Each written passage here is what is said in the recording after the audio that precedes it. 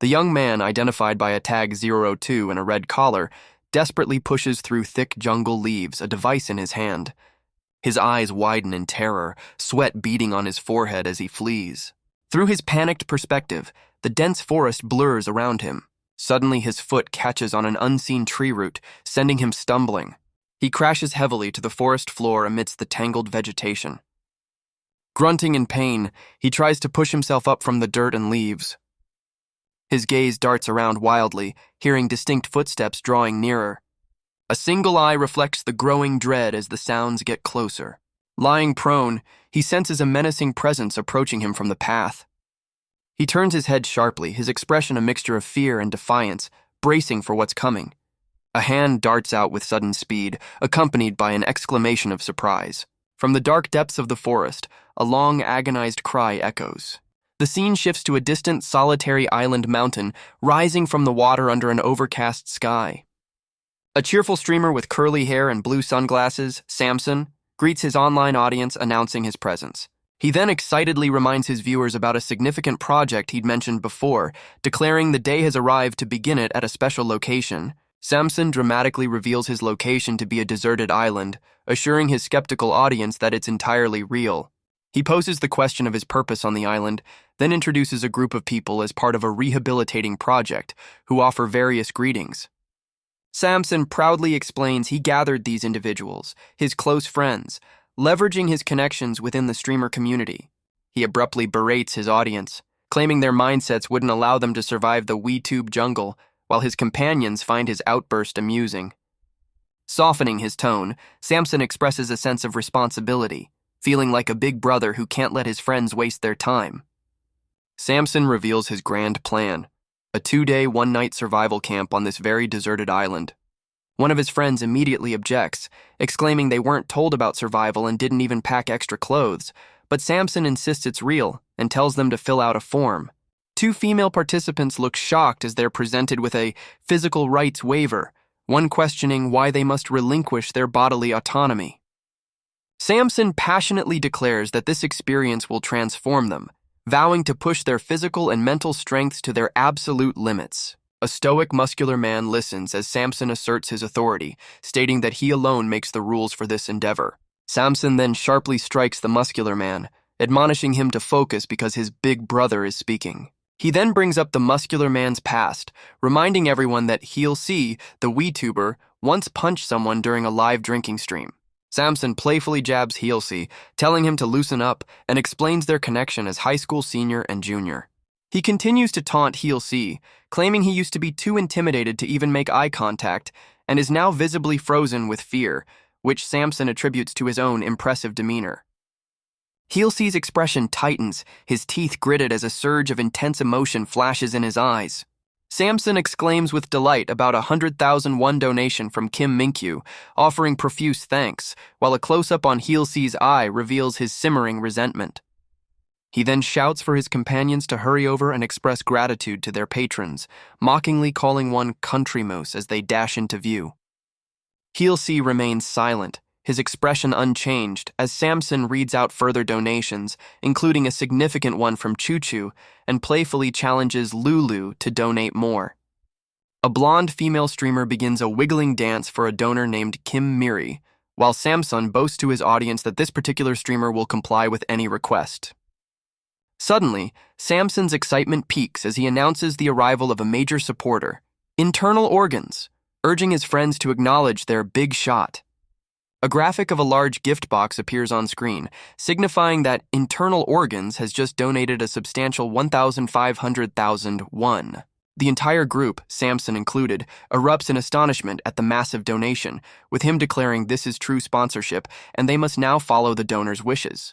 The 2 female streamers eagerly inquire what Internal Organs desires, suggesting an orangutan dance or Yudengdeng's Shake It Off dance. A chat message from Internal Organs appears, directly instructing, Heelsey, show me how reverently you can greet me. Heelsey stands impassively before the group, while Samson and the 2 female streamers turn their expectant gazes towards him, awaiting his response to the donor's command. Samson, with an exasperated expression, shouts at Heelk, Yo, dude, didn't you hear him? Do it! Greet him properly, come on! Heelsee's hand tightens into a fist, betraying his inner turmoil. As Heelsee reluctantly begins to move, Samson watches him with a demanding look. Heelsee performs a deep bow, stating, "Sir, thanks for watching us," while viewers in the chat mock his apparent submission to money. Samson then strikes Heelsee on the back of the head, yelling, "Hey, hey, up now!" as the chat explodes with comments about Samson's actions. Changing his demeanor, Samson leans in conspiratorially, saying, "Oh, right, there's something you should be aware of. It's something I heard from the local fishermen here, but basically..." The two female streamers listen with growing unease as Samson continues, "They've seen people going inside this island, but never seen anybody getting out of it." Samson pulls a terrified face, exclaiming, "They stopped me, but I insisted, so we ought to be careful."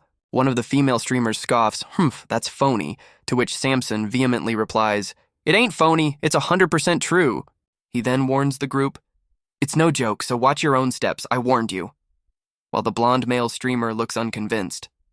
Samson declares, "All right, folks, we're gonna go now for real," while one girl admits, "I'm scared," and he adds he'll push forward even if someone vanishes. He then insists, "I mean it. You still don't believe me, huh? I'm serious. This whole thing is serious," as the chat remains skeptical. Resigned, Samson instructs, "Gosh, okay, I guess there's no other way. Everyone, turn in your cell phones, put them in the bag. We'll be almost completely isolated from the outside world. Anyone else?" A voice cries, "No!" as Samson hurls the bag of phones away, prompting shocked shouts of, "Huh? What was that?" and "Samson!" He asks his audience, "Did you all see that?" As the bag hits the water, a girl exclaims, "My phone, Samson!" and he proclaims, "I swear, everything's real." With a wide grin, Samson urges viewers, "So click subscribe, like, we are..." Suddenly, the broadcast glitches, Samson's face distorting with a loading icon as chat messages flood in questioning the lag. A screen then displays a winking Apple logo with the message, "The live stream has ended," followed by an off-screen, "Huh?" Samson, looking puzzled, mutters to himself, "What's wrong with this?" Turning to his crew, he asks, "Hey, One Sheik, why did this stop?" To which One Sheik replies, "The signal is weak around here." One Sheik confirms none of their phones are working, and another crew member adds that the messenger isn't functioning either.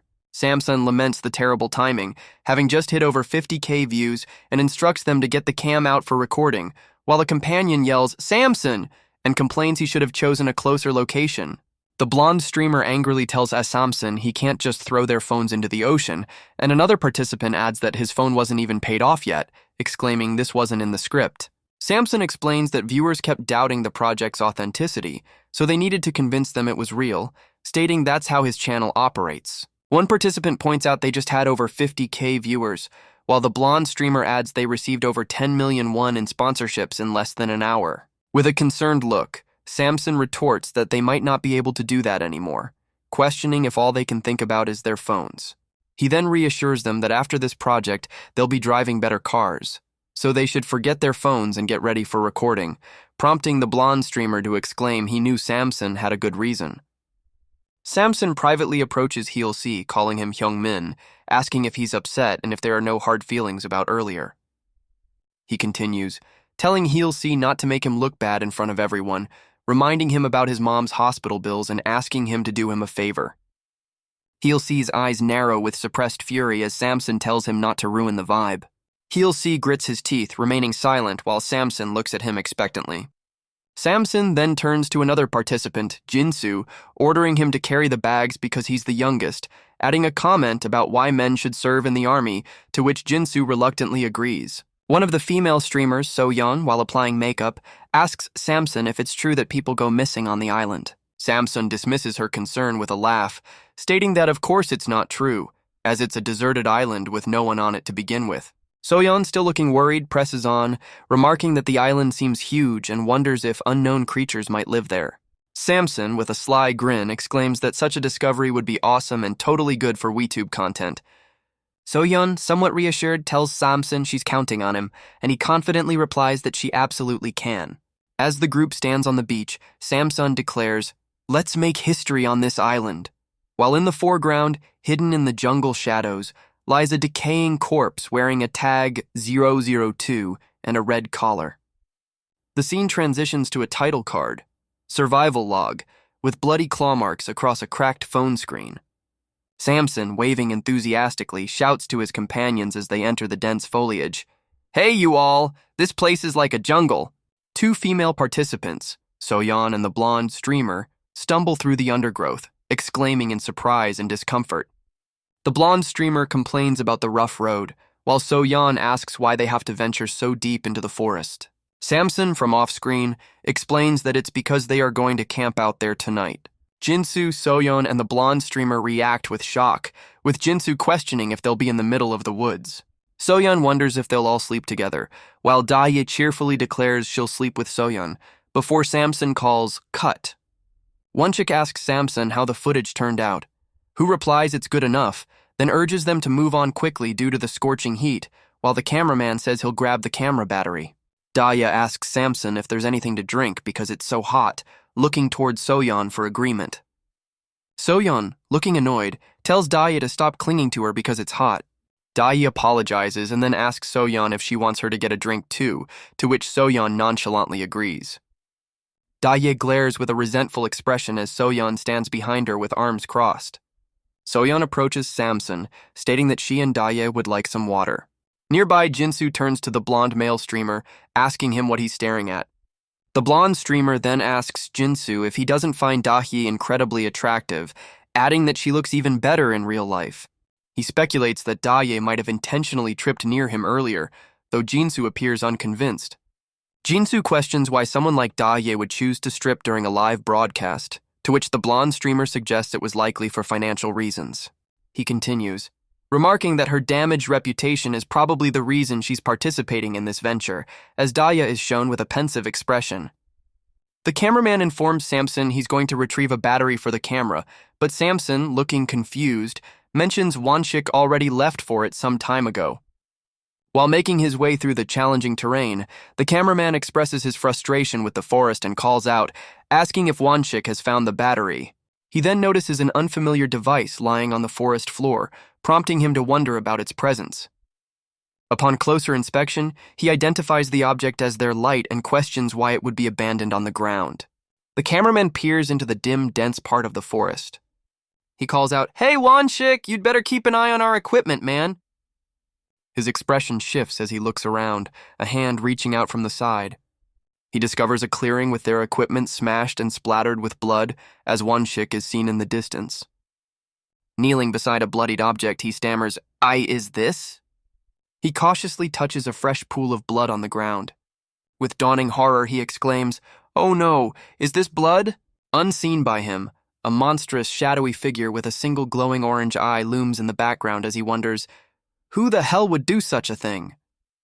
A close-up on his eye shows sweat beading as his fear intensifies. His hand decisively snatches a rock from the ground. The cameraman, gripping the rock, furiously yells, "Who did this? Come out!" He shines his light into the shadowy depths of the jungle, finding no one. Unaware of the massive, red-eyed reptilian creature looming directly behind him, he murmurs, "Seems like nobody's here." Meanwhile, Samson, back with the others, questions, What's taking them so long to get the battery? Are they goofing off somewhere?" He then directs Jinsu, "Hey Jinsu, you go bring them back here." Jinsu carefully navigates through the thick undergrowth, pushing past large tree trunks. A sudden sound or sight makes him pause, his expression turning to one of surprise as he utters, "Huh?" Jinsu calls out, "Wonchik!" spotting him further in the jungle holding the camera, to which Wonchik inquires, Where are you going?" Wonchik then asks about the cameraman, Seong-kyun, adding, "I haven't seen him." Samson, now with both Jinsu and Wonchik, voices his irritation. "I mean, how can you two miss each other like this? Are you trying to be funny or something?" Samson stares in disbelief at the ransacked clearing, where their equipment lies broken and blood is splattered on the ground. The group behind him looks horrified and Samson exclaims, "What is all this?" A closer view reveals scattered personal items, a ripped bag, and overturned containers amidst the debris. The camera focuses on a significant dark red stain soaking into the sandy earth. Jinsu, with a disturbed expression, looks towards Samson and asks, "Is that blood?" The blonde female streamer cries out in fear, "Samson, I'm so scared!" While Soyeon adds, "Samson, we gotta call 911!" Samson, his glasses reflecting brightly, shouts, "Let's get out of here first!" and exclaims, "Samson, this is so terrifying!" He then sharply commands, "Everyone, shush for a sec!" as he'll see Soyeon, Dahye, and Jinsu look on with apprehension. Samson turns to Wonshik saying, "Hey Wonshik," and then instructs, "Turn on the camera." While Wonshik looks back, questioning, "What?" With a determined glint in his eyes, Samson repeats, "The cam, turn it on." Dahye exclaims, "Samson, don't be silly," while Jinsu adds, "I don't think this is the time to be recording, Samson.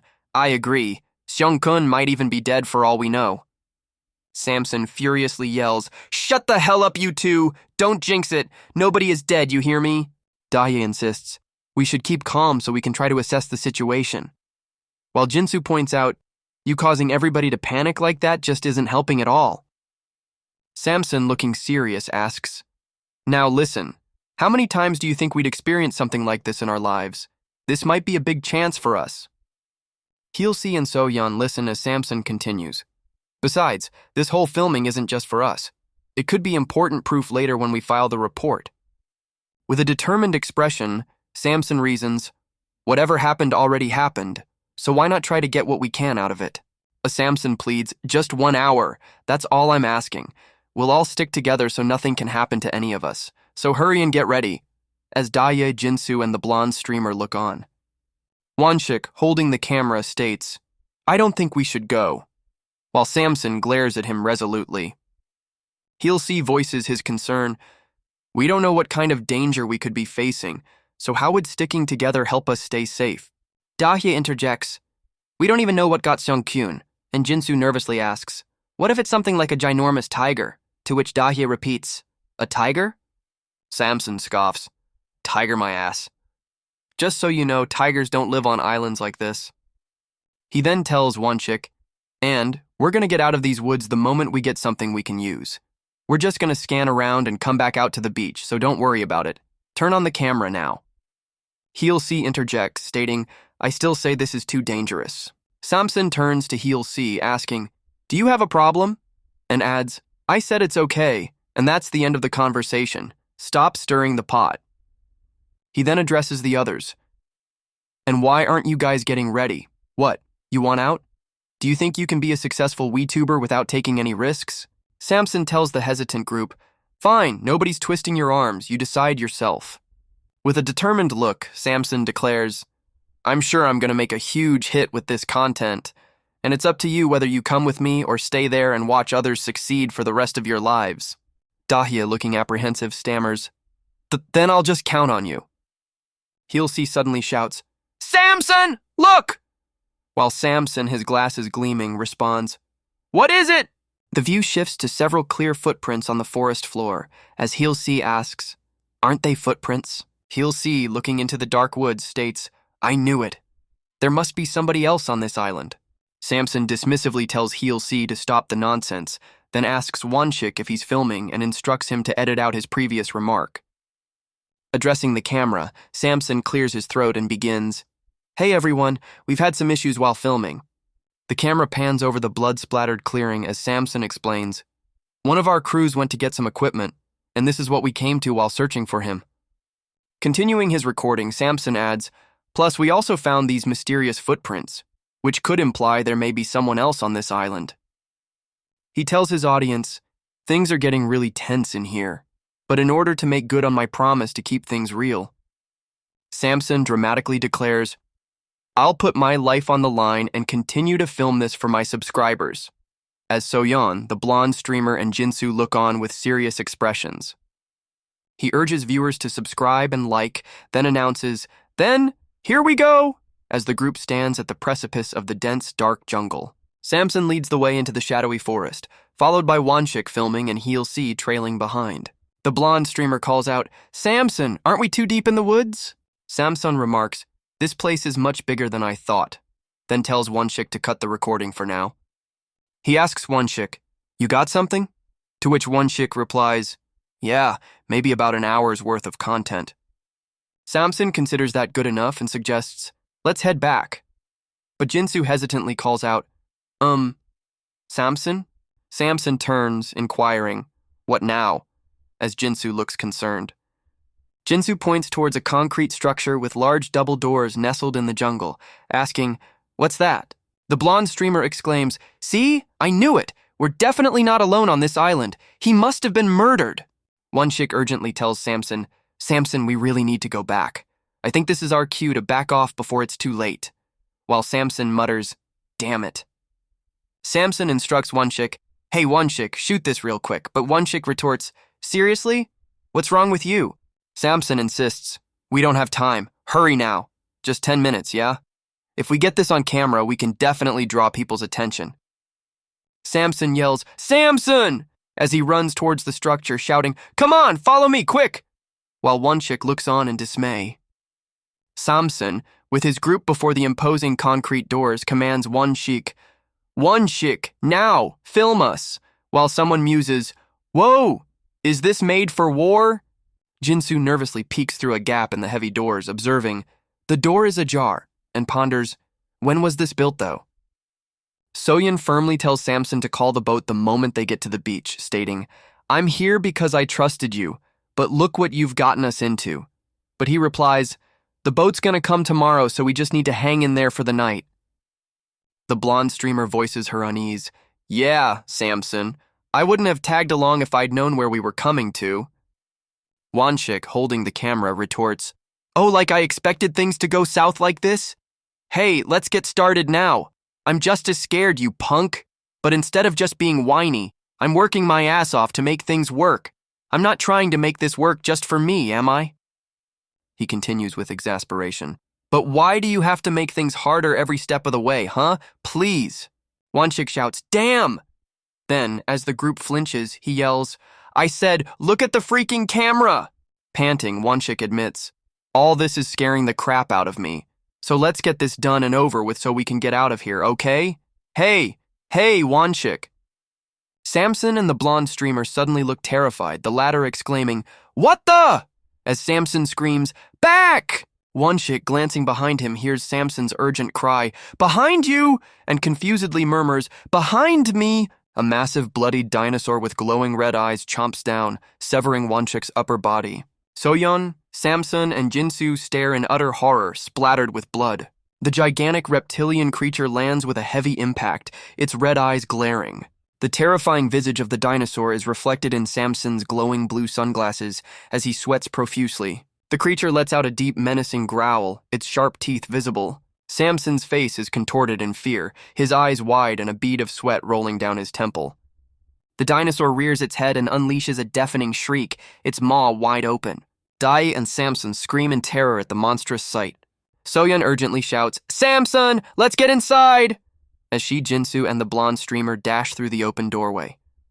Samson, Daye, Heel-C, and Jinsu desperately push against the heavy concrete door to slam it shut, while the blonde streamer watches in panic. The heavy door slams shut with a resounding impact as Heel-C looks on in shock. Soyeon and the blonde streamer flinch as the door secures them inside. Dai and Jinsu stare wide-eyed, still reeling from the close call. The group stands breathless behind the now sealed concrete entrance. Dahlia pants heavily, trying to catch her breath after the terrifying ordeal. Overwhelmed, Dahlia collapses to the floor, letting out a wail of despair. The blonde streamer exclaims, "What the hell? What was that?" While Soyeon asks, "He just died, didn't he?" And Jinsu wonders, "What did I just see?" Samson, his blue sunglasses glowing, cries out, "We're all gonna die!" and then shouts, "Wow, Mom!" A close-up on Samson's eye behind his glowing glasses reveals a sudden realization as he thinks, "This is it." Samson, a manic grin spreading across his face, exclaims, "Hey, if we can pull it off!" Heel-C, with his back to the group, addresses Samson by name. Samson's eyes narrow with intense annoyance, his glasses gleaming. Turning slightly, Heel-C states, "This is why I told you not to come." Samson looks blankly for a moment, then retorts, "So what?" Jinsu, attempting to console the weeping Dai, looks up at Samson and asks, "Hey, are you gonna punch me?" As Samson grabs him, Jinsu cries out, "Let go of me! Please, Samson! Hey! Answer me, you moron!" Samson furiously shouts, "Did I force you to come here? You came along to be successful with all of us, right? So why the hell are you blaming me for all of this?" while a text box identifies him as BJ Samson with 3 million subscribers, named Diakgu Lee. Heel C lets out a sigh, his expression weary, as Samson asks, "You want to start pointing fingers right now?" And a text box identifies Heel C as suspended from broadcasting, name Hyungmin Kim. Samson aggressively leans towards Heel C, demanding, "Are you trying to pick a fight?"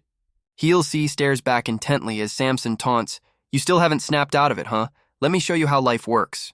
Jinsu, identified as BJ Country Mouse with 1K subscribers and named Jinsu Kim, cries out, "Please stop it!" Daya steps between Samson and Heel C, firmly stating, "Enough, you two!" Daya, identified as BJ Durayang with 130K subscribers and named Daye Lee, questions why they are yelling and urges them to figure out an escape instead of wasting time fighting. Samson glares at Heel C, muttering TSK and warning, "You bet we're gonna have a talk after we get out of here," then calls him a "you pretentious prick." Soyeon, identified as BJ Udengdeng with 32K subscribers and named Soyeon Kim, asks Samson, "Samson, what are we gonna do now?" The blonde streamer, identified as BJ Minshiki with 120K subscribers and named Minshik Woo, tells Samson, "Samson, I can no longer hear the sound." Samson instructs him, then peek out the door, to which Minshik nervously replies, "Eek, you want me to open it?" Samson then turns to Jinsu, ordering, "Hey Jinsu, you open it!" And Jinsu looks surprised, asking, "Me?" Samson confirms, "Yes, you! Who else? Open it!" While Minshik adds, "Just a little bit." Jinsu's hands reach for the heavy metal bar on the door, preparing to slide it open. Jinsu nervously swallows, announcing, I'm gonna open it now." Minshik, with a worried expression, urges him, "Just a tiny bit," while Daya looks on anxiously. With a grunt of effort, Jinsu strains to slide the heavy metal bar, the door groaning in protest. Samson, Heel C, and Soyeon watch intently as the door continues to make a loud scraping sound. Panting, Jinsu admits, "It won't budge," as Minshik looks at him with disapproval. Minshik scoffs, "Ugh, don't be so obvious about not serving in the army, geez," while Samson tells him, "Hey, go help him out." Minshik joins Jinsu, and together they strain against the door, which continues to creak loudly. Samson pushes them aside, yelling, "You fools! Scoot over!" Then grunts with effort, exclaiming, "Agh! The hell! Why is it not budging?" Daya, biting her knuckle, whispers, "No way, are we locked in here?" Heel C, after a moment, states grimly, "I don't think we can open the door." Samson, with a worried expression, exclaims, "We're so screwed," while Minshik asks, "What should we do?" Looking down a long, dark corridor, Samson hesitantly suggests, "Well, let's go further in that way." Samson points to a marking on the wall, noting, "The wall says it's B-side here, so there should be a passage leading to a side." Minshik voices his apprehension, "But we don't even know what's in there." To which Samson replies they have a boat coming tomorrow and can't miss it. Minshik, with a sly chuckle, proposes, "Then, rather than all of us going in there, how about one of us go like a recon?" Samson sternly asks, "Haven't you seen any horror movies? The moment we split up is when we die one by one. Come on, just follow me." A bright light emanates from Samson's phone as he turns on its flashlight. Jinsu, looking concerned, inquires, "Samson, what are you doing?" As Samson, holding up his glowing phone, responds, "What do you think? I'm recording." Soyeon, with a surprised look, asks, "Are you recording this too?" While Samson declares, "I'm not going to leave here empty-handed after suffering through all this." Samson shines his phone's light down the dark, tiled corridor, asserting, "We gotta get something at least." Samson, recording on his phone, informs his audience, "Hey everyone, we're locked in some kind of bunker at the moment," and adds, "I don't know what else to say to make you believe this is a 100% real situation." Samson, recording on his phone, informs his audience, "Hey everyone, we're locked in some kind of bunker at the moment," and adds, "I don't know what else to say to make you believe this is a 100% real situation." He continues his narration, "Who on earth built this bunker on an island?" Then tells viewers, "We haven't been able to wrap our heads around it, but we'll get moving anyway," as Heel C and Soyeon stand before another set of closed doors. The group proceeds down a dimly lit corridor, their footsteps echoing. Jinsu, looking around in the gloom, exclaims, "Whoa, this place is huge!" Daya suddenly squats down, pleading, "Samson, my legs hurt. Can we take a break?" Soyeon turns back, stating coolly, "We've literally just started walking." Soyeon then tells the still squatting Dai, "No time to take a break," and warns, "If you're slacking off like this, we'll miss the boat." Dahi looks up at Soyeon, retorting, "Daya, I get what you're saying, but I can't help that my body's exhausted from all the shocks and scares." Soyeon replies firmly, "We're all worn out, not just you, so stop being a crybaby and get on your feet." Daya glares up at Soyeon, indignantly shouting, "How could you call me a crybaby? Don't you think your words are too harsh?" Samson, with a stern look, asks Daya, "What's wrong?" Dahi, looking up with teary eyes, exclaims, "Samson!" Sniffling, Daya explains, "I was so exhausted. All I said was I'd like to take a quick break," while Soyeon watches. Samson chuckles, puts an arm around Daya, and reassures her, "Haha, everybody's just exhausted, so they're a bit on edge." Soyeon then tells Dorang, Daya, "Dorang, don't be too harsh on her. We need to stick together at a time like this, ha ha ha." Samson gently tells Daya, "No, Dayi, it was my bad. I'm sorry." And she replies, "I overreacted. I'm sorry." Samson then says, "Good girl, let's take 5 minutes then," as Daya sits down, and Soyeon stands with her arms crossed. Samson leans closer to the still-seated Daya. Daya, looking up with a slight smile, exclaims, "Well, everyone, cheer up!" Soyeon's determined eyes are shown as she declares, "Once we get out of here, I bet we're gonna make a splash." Samson, phone light illuminating his face, passionately asks Jinsu, "Don't y'all want to be successful?" Jinsu, with a serious expression, inquires, "Just tell me what time the boat comes," to which Samson replies it will arrive at 3 p.m., assuring him they still have time. Jinsu turns his attention to a small, dark, wriggling mass on the floor, wondering aloud, "What is that?" The shadowy form darts swiftly towards Jinsu, causing him to cry out, "Arr!" A small, feathered reptilian creature with bright yellow eyes lets out a screech, and Jinsu remarks, "Geez, you scared me." Kneeling down, Jinsu observes the creature as it shrieks again, questioning if it's a bird and noting its very peculiar appearance. Jinsu reaches out to the creature, calling it a cutie as it sniffs his fingers, then beckons Samson to come look. His hand gently touches the creature's head while it continues to sniff. A dark, unidentifiable object lying nearby on the floor. Jinsu's expression shifts to surprise as an off-panel screech is heard. The small creature emits another screech, its eye now glowing an intense red as it focuses on a severed, bloody hand lying on the bunker floor. The small, bloodied creature with a glowing red eye lets out another piercing screech, its attention fixed on the severed hand. Jinsu's face contorts in terror, sweat beading on his skin as he processes the gruesome scene.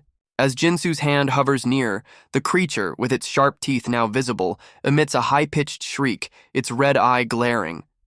Jinsu scrambles back, frantically calling, "Samson! Samson!" while Samson turns, asking, What's up?"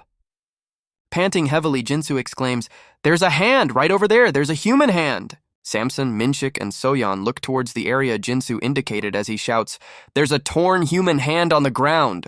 Samson looks at the now empty patch of floor and states, "Nothing's on the ground, Jinsu." Minshik remarks, "You got me, man!" While Samson asks, "What are you playing now? It's not funny." And Jinsu stammers, It can't be." Jinsu, looking distressed, insists, "I swear, a weird-looking animal was gnawing off the hand." Samson stares intently at Jinsu, his expression a mixture of suspicion and annoyance. Samson smacks Jinsu on the head, shouting, "You jerk! We're already scared as is." While Jinsu protests that this isn't the time for jokes and swears he's never seen anything like it, leading Samson to tell him to be quiet. With a dismissive wave, Samson informs Jinsu he can remain there alone because the rest of them are departing. A shiver of fear visibly runs through Jinsu as he watches the others prepare to leave him behind. He immediately bolts down the dark corridor after the group, pleading, "Wait up!" Jinsu, gasping for air, finally catches up to the others. Samson, Minshik, and Heel C take in the new area, Samson muttering, "Damn, this place is..." The perspective widens to show an enormous circular chamber, prompting Samson to complete his sentence, "Huge."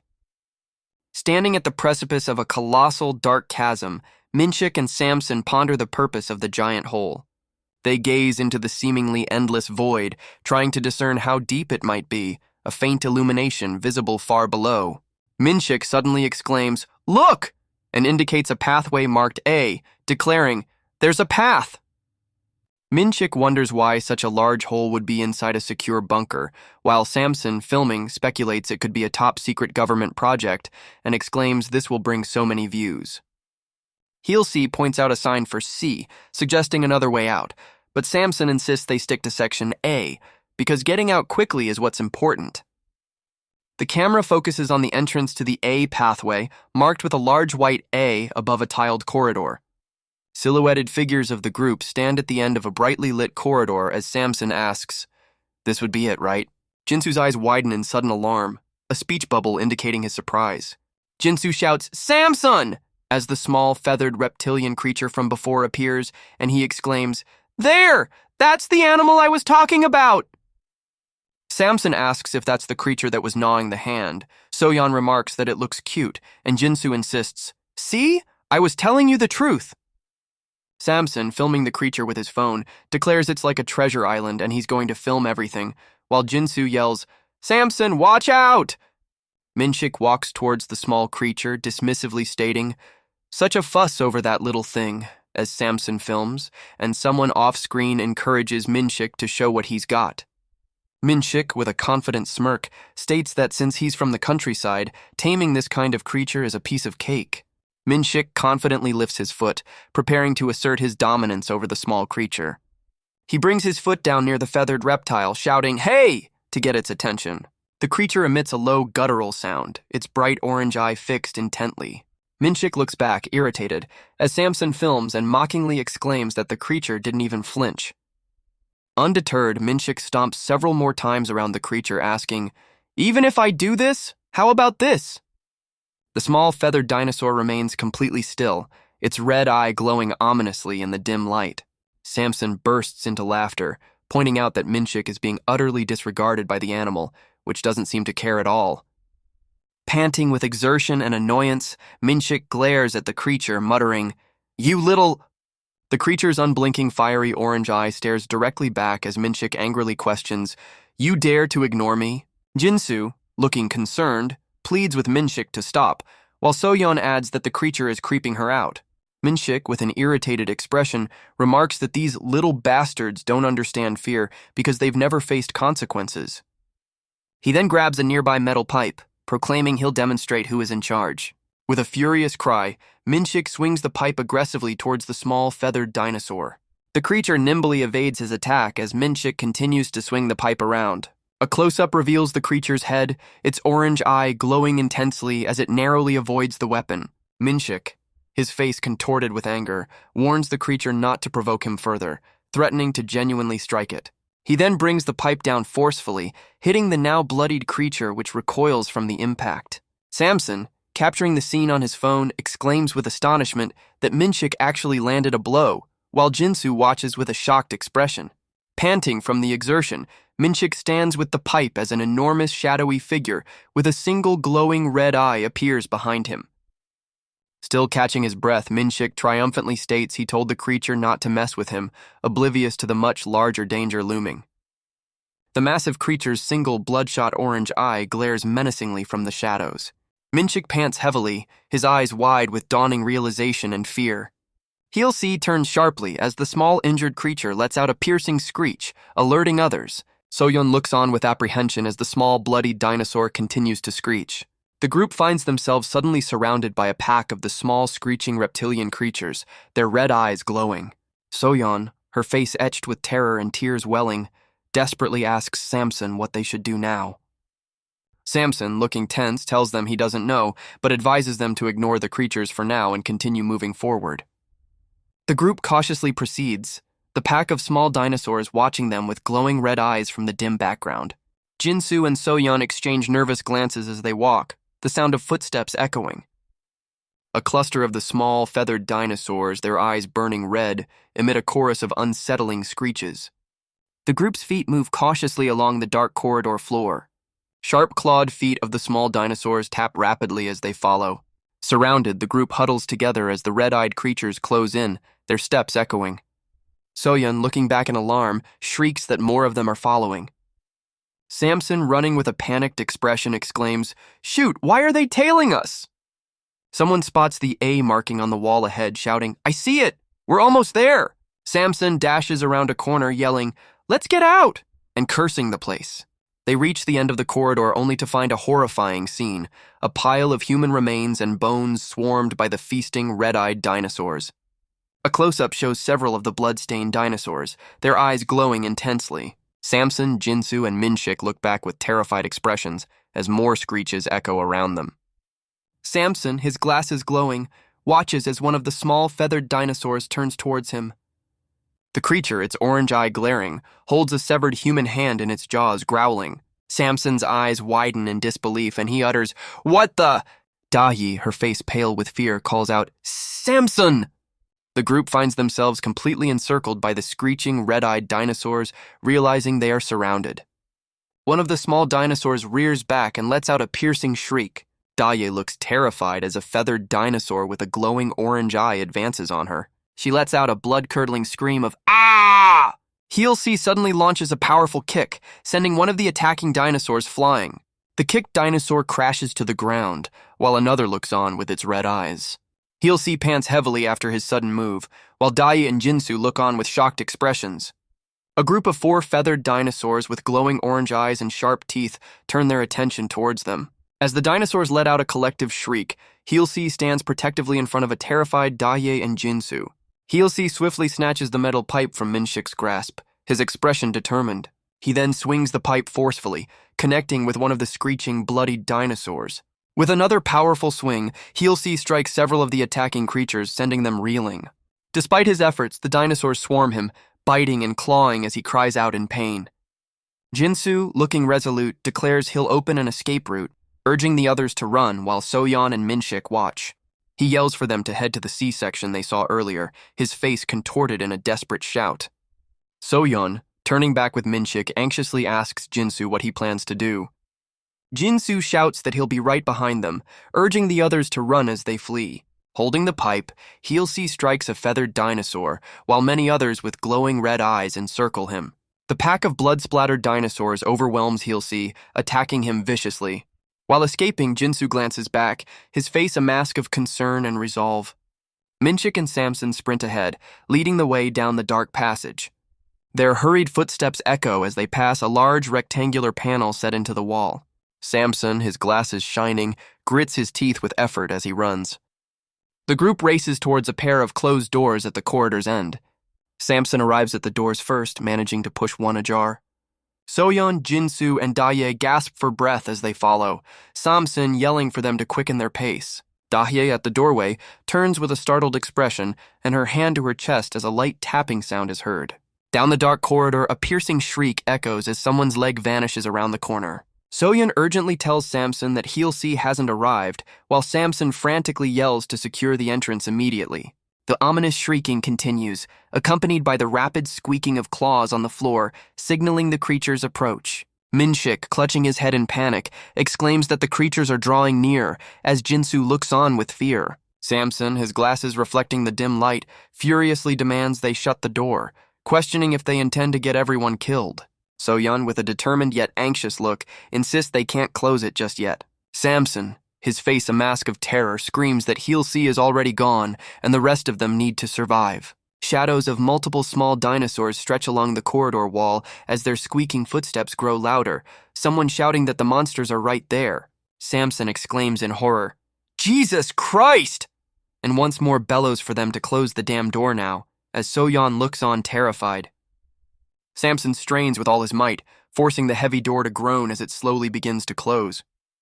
Just as the gap narrows, a blood-covered hand suddenly shoots through, gripping the edge of the door firmly. Heel-C, battered and breathing heavily, squeezes through the opening while Samson struggles to hold the door against the outside force. Peeking through the remaining sliver, Samson sees several small, red-eyed dinosaurs snarling and lunging towards the entrance. With a final, desperate shove, Samson slams the heavy door shut, sealing them inside. As the creatures outside screech and pound against the barrier, Samson pants, declaring with relief, "We've all made it." He then turns, a bead of sweat on his face, excitedly asking if anyone saw him slam the door at the very last second. Jinsu and Soyeon gather around Heel-C, who is now sitting injured on the floor, anxiously asking if he's okay. Samson, looking at Heelsee's injuries, remarks on the numerous wounds and expresses relief at his survival, while Daya, partially visible, exclaims that it was a very close call. Daya, her expression full of worry, points out Heelsee's bleeding arm and asks if he's in much pain, but he reassures her he's fine and just needs to stop the bleeding, though her concern remains. Samson, giving a thumbs up, remarks that the wounds don't look too bad, then starts to say, "But listen, if I hadn't closed this door..." He then questions Young Min, Heelsee, about how he managed to escape, as the others look on and someone murmurs about the terrifying experience. Soyeon, with an admiring expression, tells Heelk he was incredibly awesome fighting off those monsters all by himself. Samson, with a sidelong glance, admits he initially thought Heelsee was a bad guy and confesses he was completely mistaken. Jinsu enthusiastically chimes in, exclaiming that Heelsee swinging the pipe was so impressive he could barely breathe. Samson then addresses Jinsu directly, saying, "Hey Jinsu," to which Jinsu responds with a simple, "Yeah?" With a close-up on his stern face, Samson pointedly asks Jinsu if he's enjoying himself. Jinsu, looking slightly flustered, clarifies that he simply thought Hyungmin was truly amazing back there. Samson, now looking at his phone, dismissively questions if Heelsee was truly that amazing, suggesting anyone could achieve that with a pipe. As Jinsu looks on with a troubled expression, Samson tells him that if he's going to ignore him and persist in admiring Hyungmin, he might as well just go follow him. Samson, looking at his phone, declares he doesn't want anyone who can't recognize true amazement to accompany him. Soyeon, Heelsee, and Minshik observe, with Heelsee still seated and Minshik appearing worried. Minshik inquires about their current location, while Soyeon admits she's incredibly frightened as Heelsee remains in the background. Heelsee glances back as Samson calls out, "Hey, Hyungmin!" With a dismissive look, Samson tells Heelsee to cease making a fuss and stand up. Samson leads the others through an area with strange flora, remarking, "So much for being freaking amazing. Follow me, everyone." Daya turns her head, her expression filled with unease. The group finds themselves in a vast, dimly lit space with unusual glowing vegetation, prompting Daya to ask where they are. Gazing at a grid-like structure in the overgrown ceiling, one of them deduces they are still indoors. Jinsu examines a peculiar tentacled plant, questioning its nature. Jinsu's fingers make contact with a peculiar red, horseshoe-shaped plant. The plant abruptly releases a cloud of green spores, making Jinsu cough and exclaim in surprise, while an off-screen voice urges him to hurry. Samson, his glasses gleaming, turns with a resolute expression, Soyeon looking on with apprehension beside him. Minshik and Jinsu glance back, their faces etched with worry and beads of sweat visible. Heelsee stands with a grim, determined look amidst the unusual dimly lit vegetation. From behind, the group navigates through the dense, alien-like plants, with Heelsee leading Jinsu and Minshik. Samson, recording on his phone, informs his audience they've just left the bunker and are now in what appears to be some kind of botanical garden, a timer displaying 01.2440. He fervently insists to his viewers that this is entirely real and encourages them to watch their escape, the timer now reading 01, 25, and 43. While Samson continues to film, his phone chimes and he, Soyeon, and Minshik turn their attention to something in the shadowy, plant-filled surroundings. The scene reveals a dark, overgrown area filled with numerous tentacle-like plants emerging from a grotesque, fleshy mass below, as the words, "To be continued," appear. Samson, flanked by Soyeon and Minshik, wonders aloud, "What kind of damn place is this?" and then asks if the filming went well.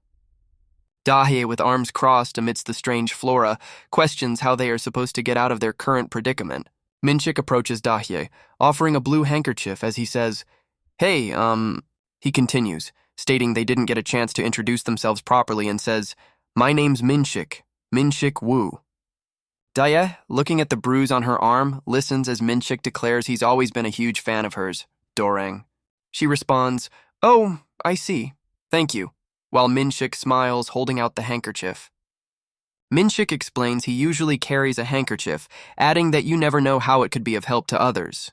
Dahye accepts the offered handkerchief, saying, "Thanks, I appreciate it," as Minshik looks pleased. She then turns and walks further into the strange, plant-filled area. Samson calls out, "Hey, Jinsu," who looks back with a neutral expression amidst tall, unusual plant stalks. Samson exclaims, "It's a done deal," as Minshik confidently states he'll win Dorang's heart soon, prompting Jinsu to ask, "What? How?" Minshik explains that since Dorayang looked hurt, he handed her the handkerchief and initiated conversation, assuring Jinsu she was impressed by his gentleness. Jinsu, surprised, asks, "You even brought a handkerchief?" While Minshik boasts that this is why Jinsu has nothing on him, as girls go crazy for such details. Minshik, brushing his hair back, muses that he thinks Dorang even blushed a bit and tells a disbelieving Jinsu that with a few more moves, she'll be his. As Minshik and Jinsu laugh in the background, Daye looks back with an annoyed expression, a small puff of air indicating her irritation.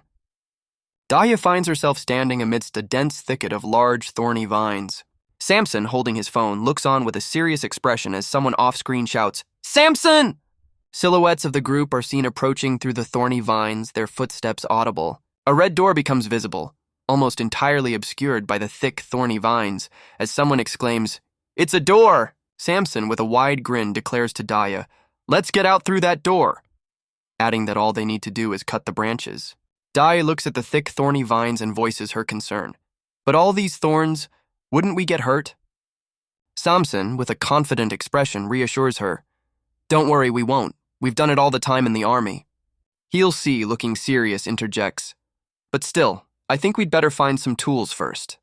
Samson dismisses the suggestion, holding up his phone. "To hell with tools. I'll be filming, so all of you hop on and remove them. Come on." Minshik nudges Jinsu, stating, "Hey, this is when the youngest steps in first. Do I have to spoon feed you every time?" Jinsu reluctantly agrees, "Oh, okay," and begins to tackle the dense vines as Minshik remarks from behind, "Geez, he's so slow sometimes." As Jinsu struggles, Minshik wonders, how's he gonna survive the social jungle? I've never seen him handle anything the right way.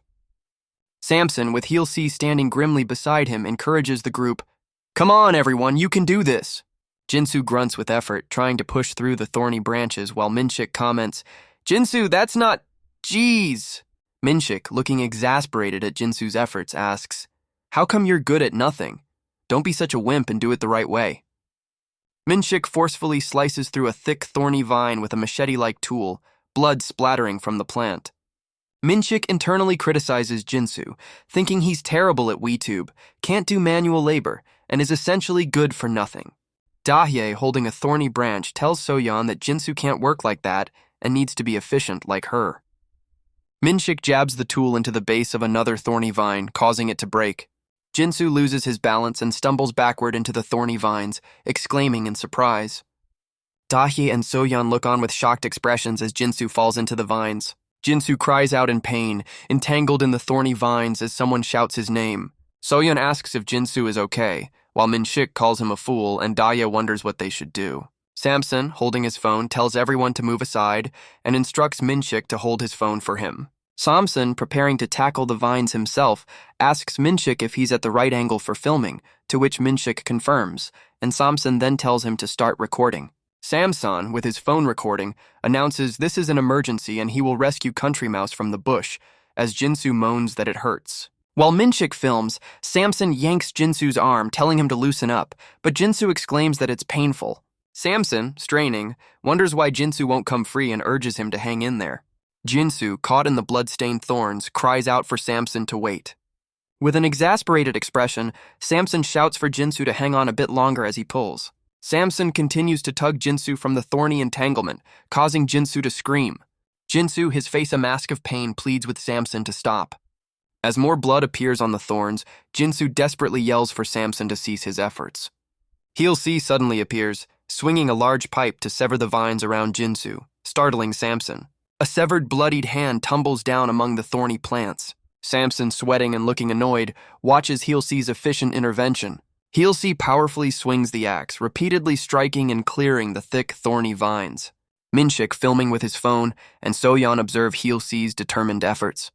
With intense focus, Heel C continues to hack away at the remaining thorny obstacles. Panting heavily, Heel C stands before the now accessible red door, the axe resting on the ground. Heel C, looking resolute, turns and simply states, "Let's go." Minshik, still filming, exclaims, "Whoa!" as Soyeon looks on with an impressed expression. As Heel C pushes open the creaking door, Daye exclaims, "Wow, Hyong-min, look at you!" while Soyeon wonders who would have thought an axe would be there. Samson, his glasses glowing, and Minshik, still holding the phone, both think Heel-C's actions were freaking awesome. Samson abruptly snatches the phone from Minshik, yelling, "Awesome, my ass!" while Minshik demands his phone back. Minshik scratches his head as he and Heel-C, axe in hand, step through the newly opened red door. Heel-C glances back with a stern, slightly dirt-streaked face. Samson's eyes narrow behind his glowing glasses, a scowl on his face. Following the others, Samson walks through the doorway. Samson now holds his phone, his glasses still gleaming as he looks at the screen. His phone displays footage of Heel-C using the axe to clear the vines, the timestamp showing 1523. A finger hovers over the confirm button on a prompt asking, "Delete one video?" Samson, his glasses shining, yells at a bloodied and distressed Jinsu, "Hurry up, Jinsu, you moron!" Walking away, Samson mutters, "That prick!" as Jinsu watches him leave. Jinsu clutches his heavily bleeding arm, the skin torn and blood vessels visible. Jinsu limps painfully away from the thorny vines, following the others through the red door. Samson glares with intense irritation, his glasses reflecting the dim light. Daye approaches Heel-C, who stands with the axe, a slight smile on her face. Soyeon joins Daye, both of them looking at Heel-C with admiration and smiles. Minshik excitedly gestures towards Heel-C, praising him to the two women who laugh in agreement. Samson observes this interaction from a distance, his expression unreadable behind his glowing glasses. A close-up on Samson's eye reveals his simmering resentment as he watches the others fawn over Heel-C. The scene transitions to a view of a school building under a blue sky, with the words, "Life is unfair," superimposed. A sign hanging outside a room indicates it's the Broadcasting Club. Inside the clubroom, a student with glasses asks another if they printed the interview questions, while a younger student struggles with a box, replying, "Yes." The senior club member sternly advises the younger one not to embarrass himself in front of the newcomers, then impatiently asks about Weirdo's whereabouts, annoyed by his tardiness. As the clubroom door creaks open, the senior student and two others turn their attention towards the entrance. Daegu Lee, an energetic 18-year-old with bright blue glasses, bursts in carrying a plastic bag, cheerfully greeting everyone and announcing his presence. The senior student immediately scolds Daegu for his lateness, then curiously inquires about the contents of the bag he's holding. Daegu explains his slight delay by revealing he brought snacks for everyone because it was interview day, displaying a bag full of treats. His clubmates express their gratitude, and Daegu adds that he also spoke to their teacher regarding funding for their gathering later that day. Upon hearing Daegu announce that the teacher agreed to cover their expenses, the senior student's expression shifts to surprised delight. With a grin, the senior student affectionately ruffles Daegu's hair, admitting he can't stay mad at him, and tasks Weirdo with asking the main interview question, to which Daegu enthusiastically agrees. The entire broadcasting club erupts in laughter, the senior member playfully putting Daegu into a friendly headlock. A flashback shows a much younger, scrawnier Daegu, described as being 5.4 feet tall, skinny, and unattractive, with a caption stating nothing about him was outstanding, neither his grades nor his face. He had always longed for the lives of the popular ones, but found himself on the outside looking in. With what he possessed, he was barely surviving in the competitive environment of his so-called school. Yet he never backed down from the challenge because he desperately wanted to achieve popularity. He confronted his weaknesses and focused on developing his strengths, joining the broadcasting club. To make it, he learned how to be witty, and after a series of trials and errors, he began to adapt quickly. After a year, his fellow club members acknowledged his indispensable role, calling him the happy virus essential to their group. As of that moment, he had successfully transformed into the beloved social butterfly of the club. Furthermore, his transformation brought him more than just acceptance from his peers. One of the female club members, holding an ice cream, smiled warmly at him. Her eyes, in a close-up, revealed a clear interest in him. Daegu's eyes widen behind his glasses as he internally exclaims that this is the girl he's had a crush on. The girl with her blue hair tied in a bun offers a genuine warm smile. His heart thumps audibly in his chest as he thinks that by putting his best foot forward, he can overcome anything. Now seated at an interview table with two other club members, Deoku enthusiastically announces they will start the broadcasting club interview and calls for the applicants to come in. 3 students, looking somewhat apprehensive, step into the room. Deoku glances nervously to the side as the sound of footsteps indicates the applicant's arrival. A tall, composed young man named Hyungmin Kim, age 17, introduces himself as one of the new students. Hyungmin's calm and steady eyes are shown in a close-up. Deoku, visibly intimidated, stammers for Hyungmin to take a seat. Looking down at his papers, Deoku nervously glances up and asks if they should begin.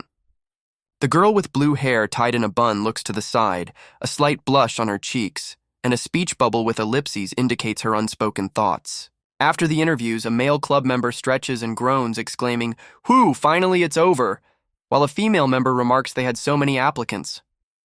A pile of application forms lies on the table, one showing Hyungmin's photo, as the female member wonders how they'll pick 5 and notes the competition is always fierce.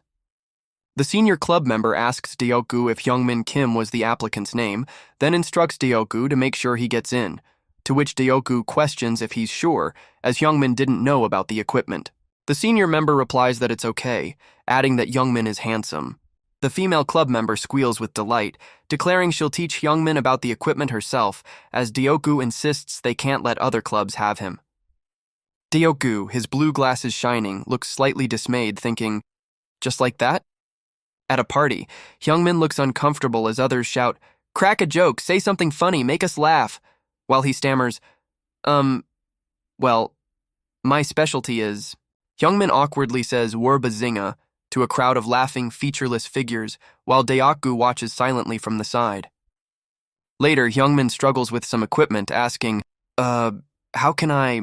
as Deoku looks on with a slightly open mouth.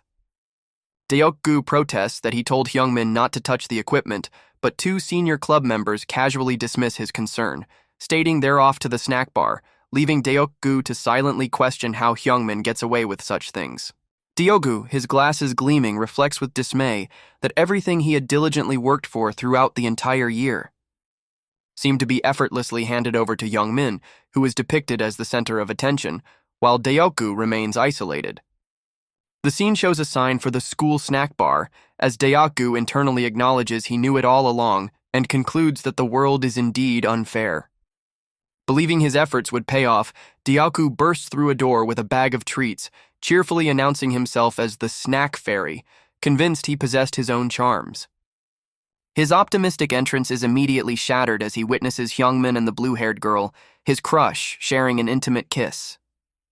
Deoku stands stunned, his glasses reflecting the scene, while the girl, caught off guard, stammers, Deoku, you're here." A close-up on Deoku's eyes behind his glasses reveals his profound shock and burgeoning anger. Deoku confronts Hyungmin, furiously yelling, "You jerk face!" and reminding him that dating within the club is prohibited. Hyungmin angrily retorts, "How dare you?" and accuses Deoku of treating everything as a joke, while Deoku stammers a denial and Hyungmin calls out his name.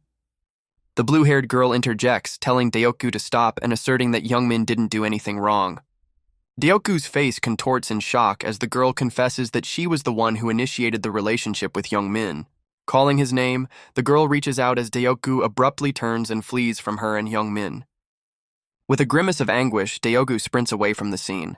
Deoku's hand fills out a club withdrawal form, reflecting that everything he'd strived for was undone by Hyungmin in a mere half-semester.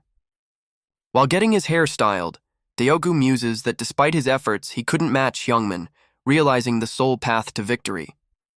Bright studio lights illuminate the space as his thought continues, concluding that his only recourse was through social skill and achieving success. Hands carefully adjust a webcam, accompanied by the determined thought, "Just watch."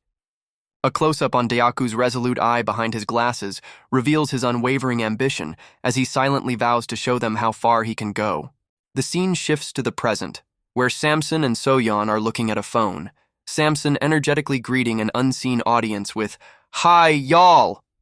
Samson, with Soyeon and another person, looks at a glowing screen, enthusiastically greeting his audience and promising entertaining content.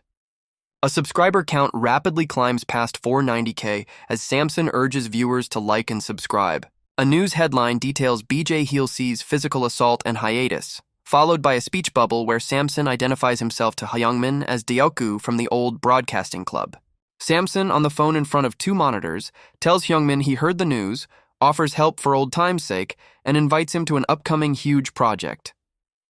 After telling Hyungmin not to thank him and saying he'll see him soon, Samson ends the call, revealing the contact name as Moron. A close-up on Samson's eye behind his glasses shows a determined, almost sinister expression as he thinks, "This time around, I'll show you." As he'll see, axe in hand and back turned, walks away through the strange flora, Samson's thought concludes, "What kind of a person I've become," and the words "to be continued" appear. Silhouettes of the group are dwarfed by a vast, dimly lit cavern filled with unusual, towering plant-like structures. Soyeon, looking bewildered, exclaims how big the place is and notes that despite going through a door, they seem to be in the same location. Heelsee, leaning against a rock formation, advises the others to look closely at the ceiling, pointing out traces of electrical wiring. Heelsee explains that generally such wiring leads to an exit, encouraging everyone to hang in there. Samson, with glowing glasses, remains silent as Soyeon and Minshik listen to Heelsee's explanation. Soyeon inquires how Heelsee knows all that, to which he replies he used to prepare to become a firefighter. She exclaims with admiration, "Really? That's just so cool," adding it's no wonder his body is so built and muscular, while Samson observes. A close-up reveals Samson's eye narrowing behind his glowing glasses, his expression unreadable. Minshik, Soyeon, and Da-yi turn as Samson begins to film, greeting his audience with, "Hi y'all, how are y'all?"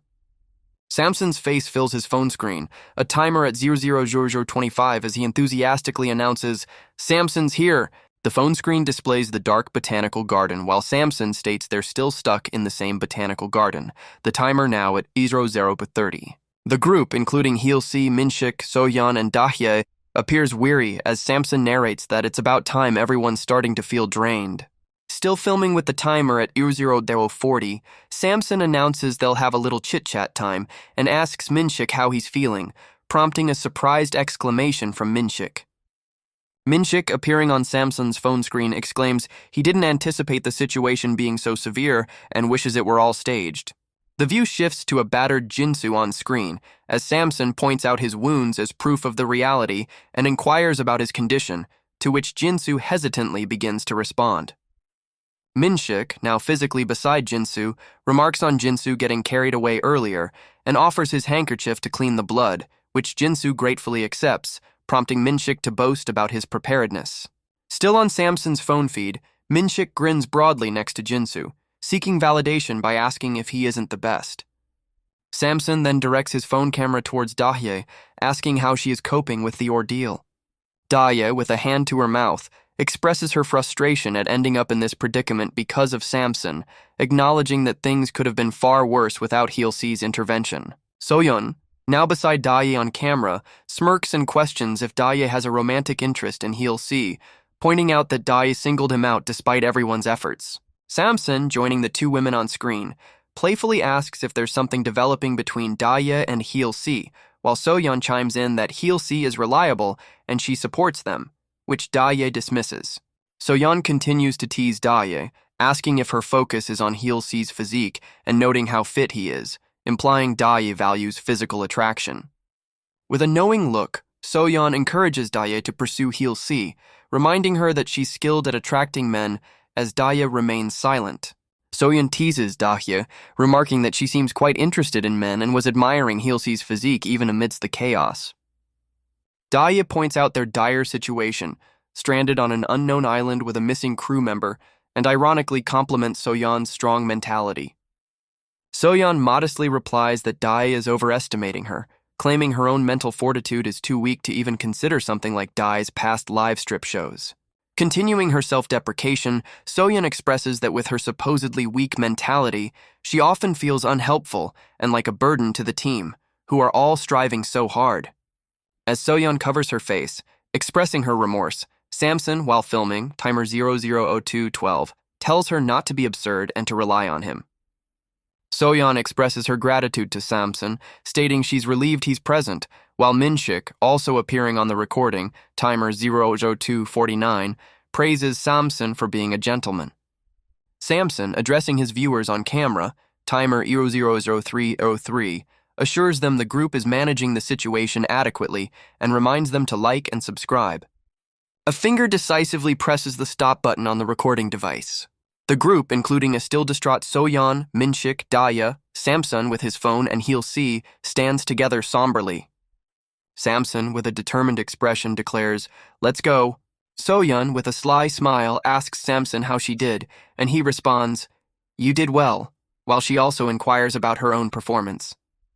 Heel C, his face still bearing some dirt and scratches, maintains a stoic expression. Samson, his glasses glowing, and Soyeon share a moment with her smiling contentedly. Daya stands with a somewhat reserved look on her face. Minshik approaches Daya amidst the strange flora, asking, "Dorang, how are you feeling?" Daya glances sideways and replies, "Ah, I'm good," as Minshik stands nearby with a smile. Minshik then inquires, "If you don't mind me asking, how old are you?" To which Dahye, touching her hair, answers, "I'm 25. Minshik cheerfully exclaims, "Oh yeah, I'm 27, and suggests, "Let's get comfortable around each other then. Was your real name Daya?" After Daya confirms with a, Minshik encourages, "Come on, you may as well get comfortable with me." Daya then turns her attention to Jinsu, who is nursing his injured arm, and asks, "Are you okay?" To which he hesitantly replies, "Huh? Yeah." Daya observes Jinsu, noting his pained expression contradicts his claim of being fine. Minshik chides Jinsu for being frail, asserting it's a matter of willpower, while Daya mentions she knows how much such injuries hurt from her army experience. Continuing, Daya recounts bleeding profusely during a scorching summer and advises Jinsu to speak up if the pain is too severe, asking if he comprehends. After Daya turns, Minshik and Jinsu observe her departure, Minshik appearing contemplative. Minshik then accuses Jinsu of feigning his discomfort, demands the return of his handkerchief, and Jinsu yelps. With an urgent look, Minshik suddenly beckons for everyone to gather quickly while Jinsu watches. Soyeon and Dahye draw near, Soyeon inquiring about the commotion as they spot Minshik and Jinsu. The perspective reveals a narrow path extending across a pool of water towards an entrance embedded in a concrete structure, flanked by massive root-like formations. A closer look displays the sturdy metal door, featuring a circular handle and an exit sign overhead, prompting an exclamation about finding a way out. Minshik, a wide grin on his face, declares, "Finally!" and enthusiastically suggests they proceed. Heel C lifts the axe, preparing to clear a path or defend them. Minshik looks up with a concerned expression, noticing something above. A multitude of dark, indistinct shapes hang ominously from the cavern ceiling. Closer inspection reveals rows of reptilian creatures with sharp teeth, seemingly asleep. Soyeon, Minshik, and Heel C stare upwards, Soyeon wondering if they are bats, while Heel C questions what they could be. Samson, filming with his phone, remarks that God knows what they are. He then observes that all of the creatures appear to be sleeping. Minshik, sweating nervously, exclaims how they will pass them, while Soyeon admits she's scared. Dahye, standing beside Heel C, states this isn't doable and suggests they'd better go around. Samson, his glasses gleaming with determination, declares the exit is right under their noses and they can't give up, asserting he's got this one. Samson instructs Minshik to film him as he crosses, declaring he will proceed first. With his glasses shining, Samson explains that if he reaches the other side without incident, the rest can quietly come after him. Dahye, Minshik, holding the phone, and Soyeon observe with apprehensive looks. Samson, his expression resolute, internally vows to demonstrate his capabilities this time. He silently affirms his intention to prove he is far superior to Youngmin, who watches with a serious face. As Samson steps onto the narrow metal pathway, his hands on the railings, the structure emits a low groan. A bead of sweat forms on his brow as he swallows hard, acknowledging to himself the frightening nature of the crossing. He internally reminds himself that he cannot take back his earlier declaration, while Soyeon and Minshik, who is recording, look on. Gathering his courage, Samson stammers, "Hey, here I go!" as he starts to move, the walkway letting out another protesting noise. A detailed view reveals a bolt on the walkway's support that is visibly loose, accompanied by a sharp, grating sound. One of the hanging creatures stirs slightly as the walkway emits a protesting sound. Its eye snaps open, glowing an ominous red as it glares downwards. Soyeon gasps, covering her mouth, while Heel C looks on grimly and Minshik continues to film with a worried expression. Minshik, his eyes wide and sweat beading on his face, mutters, "Holy shit," as he records the unfolding tension. Samson triumphantly raises a fist, having reached the exit door, thinking to himself that he actually made it across. He then turns and waves his arm, signaling for the others to follow him. Minshik, looking towards So-yeon, hesitantly suggests that they should probably cross as well. The rest of the group cautiously steps onto the narrow walkway, which groans under their combined weight. Minshik and So-yeon look tense and uneasy as they make their way across, the structure continuing to make unsettling noises. Above them, the sleeping creatures begin to shift and stir in response to the sounds from the walkway. Daya collides with So-yeon from behind, letting out a startled yelp. So-yeon turns, asking Daya what the matter is and why she halted, to which Daya hesitantly responds. Daya then points further along the walkway, indicating a winged reptilian creature with glowing red eyes perched there, growling. The creature approaches So-yeon, sniffing inquisitively near her face as she utters a small sound of fear. So-yeon flinches away as the creature, its red eye fixed on her, darts past with a swift movement. The winged reptile lets out another low, menacing growl, its red eye gleaming in the dim light. Dahia's eyes widen in terror, a choked sound escaping her lips as she sweats. Quickly, Daya stoops down, her hand closing around a loose piece of rock on the metal path. With a determined motion, Daya hurls the small stone as a distraction towards the water. The creature's head snaps around, its red eye glaring, as the projectile makes a distinct sound hitting the water below. Daya points out, "Look, it reacts to sound," as the creature's red eye glares and Minshik, So-yeon, and she observe. So-yeon, wincing slightly, nervously asks, Then, what do we do?" Minshik, with a determined look, tells So-yeon, "Scoot over," as she looks back at him. He'll-see, gripping the axe, states that if it hasn't seen them yet, he then prepares to swing the axe, declaring, "I'll kill it before it does." Daya places a hand on He'll-see's shoulder, stopping his impending attack as he looks back. She explains, "I don't think that's necessary. If you make a slip, we may end up waking the other ones." Minshik, with a confident smirk, agrees, "Yeah, I'm with her," and then proposes, "How about I distract it instead?" Minshik's foot carefully presses down on the metal walkway, causing a creaking sound. Minshik, So-yeon, and Daya look startled as the walkway rattles loudly. The walkway emits a loud protesting sound as the creature advances, causing Minshik to exclaim, "What the?" So-yeon, with a frightened expression, tells Daya she doesn't think the structure will hold, and Daya insists they'd better cross it quickly. Jinsu glances back with a startled look as several winged reptilian creatures with glowing red eyes start to circle them. The group hurries across the precarious walkway while more of the shrieking, winged beasts emerge from the water and descend from above.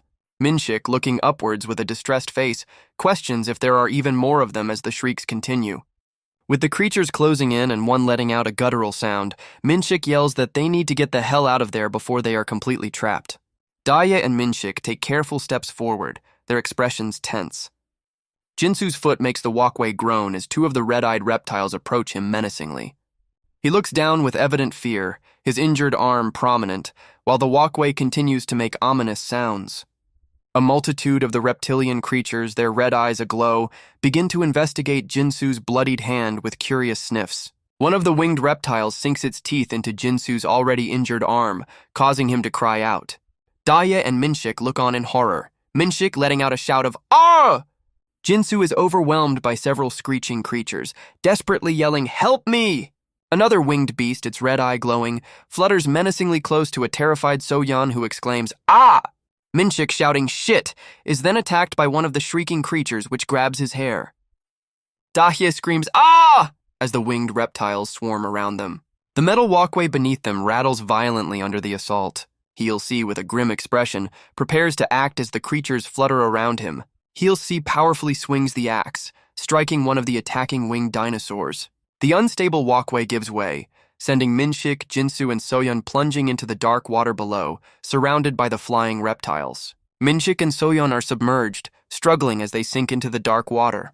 Minshik's face is contorted with effort, his eyes squeezed shut as he holds his breath underwater. As he descends, Minshik's eyes open to a horrifying sight of numerous pale, intertwined figures in the depths. A closer view reveals the grotesque mass of what appear to be human bodies, trapped and contorted beneath the surface.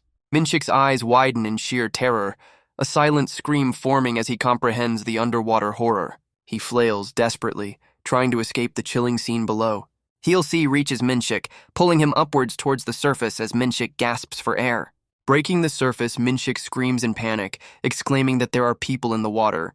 Heelsee, Soyeon, and Daye look on with concern as Minshik frantically points and shouts that there are dead bodies.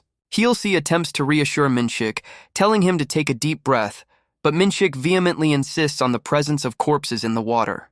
Heelsee suggests that people often imagine things when panicking in water and reassures them that under the bridge should be safe for the moment. Daye, with a terrified expression, calls out for Country Mouse, exclaiming that she can't find Jinsu. Soyeon flails in the water, creating a significant disturbance on the surface. Underwater, Heelsee's determined face is visible as he looks forward. His eyes widen in shock as he beholds something in the murky depths. Heelsee spots Jinsu trapped within the grotesque tangle of pale, submerged bodies. Jinsu, caught among the corpses, struggles as bubbles escape his lips. With a horrified look, Heelsee propels himself towards Jinsu through the water. Numerous pale hands from the mass of bodies reach out, grasping at Jinsu. Jinsu is dragged further into the horrifying cluster of underwater figures. Heelsee, submerged, stares in disbelief, wondering what on earth he is seeing. He questions if those are genuinely dead bodies as he attempts to pull Jinsu free from their grasp. Suddenly, a pallid hand reaches out, clutching at Heelsee's face as he struggles in the murky water. Heelsee realizes with horror that the submerged figures are animate, exclaiming, "Shit, they're moving," as Jinsu is enveloped. More ghostly hands seize Heelsee's head, trying to pull him under. With fierce determination, Heelsee swings the axe, severing the arm of a creature holding Jinsu. He continues to fight, smashing at the underwater assailants, realizing his breath is running out. As bubbles escape his lips, Heelsee feels himself starting to lose consciousness. Above the surface, Dahya anxiously asks Minshik what could be taking Heelsee so long. Minshik stares at the disturbed water, a dreadful thought crossing his mind. No way. Are they both? Heelsee erupts from the water, gasping for air and clutching Jinsu as Soyeon and Daye react with alarm. Daye, alongside Minshik, anxiously inquires if Jinsu is all right. Supporting a coughing Jinsu, Heelsee reassures them that he's fine. Above them, several winged reptilian creatures with glowing red eyes patrol the water near the bridge, emitting sharp cries. Heelsee reasons that the creatures likely cannot detect them beneath the bridge, and advises everyone to remain silent and follow him towards the exit. Soyeon, her face etched with fear, voices her apprehension, stating she doesn't think she can proceed. She then recalls Minshik's claim about dead bodies in the water, confessing she's too terrified to continue. Heelsee turns his gaze towards Soyeon, his expression thoughtful as he considers her words. He firmly states that he encountered no such thing when he was submerged, urging them not to fret and to press onward. The group carefully makes their way through the water under the bridge, while the winged beasts continue to shriek overhead. Samson watches from the platform as the others carefully make their way out from under the bridge. He gasps, his eyes wide with a mixture of relief and lingering tension as they reach safety. Samson helps pull an exhausted Jinsu onto the platform, cautioning him to watch his head. Overhead, the winged reptilian creatures continue to circle, and someone observes that they haven't been spotted yet. With a determined look, Samson urges the group to move quickly towards the exit door. The group huddles near the heavy metal door, the shadows of fluttering winged creatures cast on the wall. Samson strains at the large wheel handle, exclaiming in frustration that it won't open, while the others look on anxiously. Minshik steps in to assist, and together they put their weight into turning the resistant wheel. A triumphant grin spreads across Minshik's face as he declares, "Finally!" The group stands before the open doorway, gazing out at a dark space filled with a massive swarm of silhouetted flying creatures. A terrifying swarm of winged reptilian creatures with glowing red eyes and sharp teeth shriek as they fill the air. Minshik, Samson, and Heelsee desperately try to turn the wheel handle. Samson exclaiming they need to escape while Heelsee urges them to open the door immediately. The entire group sprints out of the now open doorway, fleeing into the dense jungle beyond.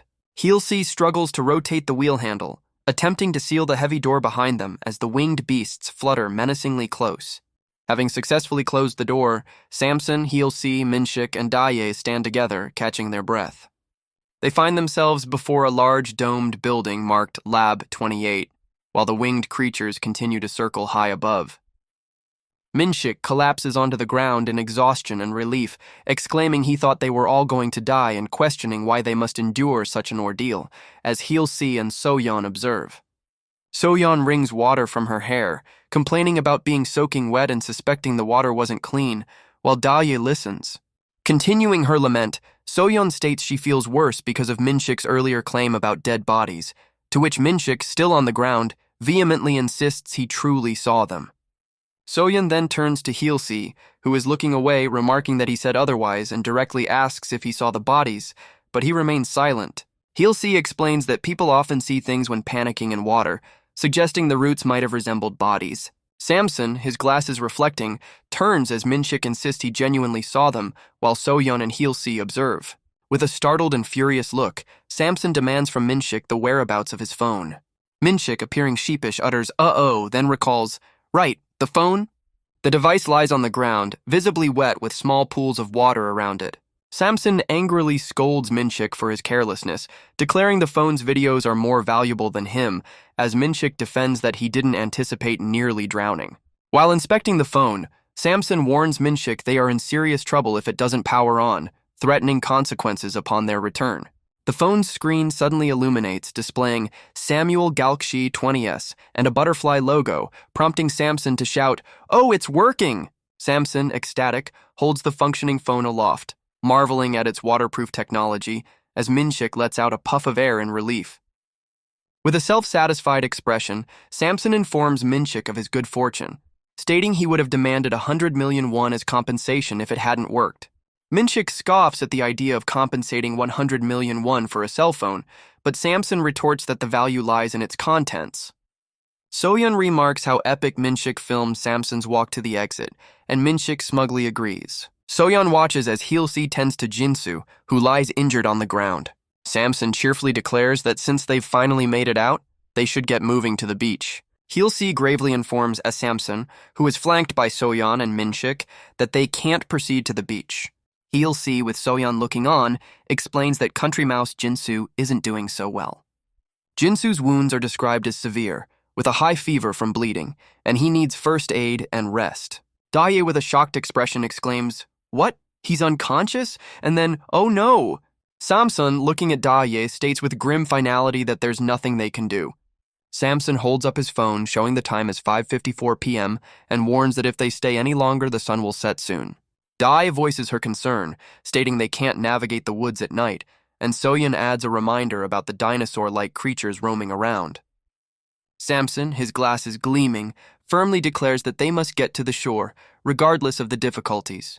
Heelsi, with a stern expression, challenges Samson, asking if he will take responsibility if something happens to Jinsu. Samson steps aggressively towards Heelsi, scoffing at his words and retorting by asking if Heelsi himself can take responsibility. With a sharp slap, Samson strikes Heelsi across the face, reminding him that he failed his firefighter exam.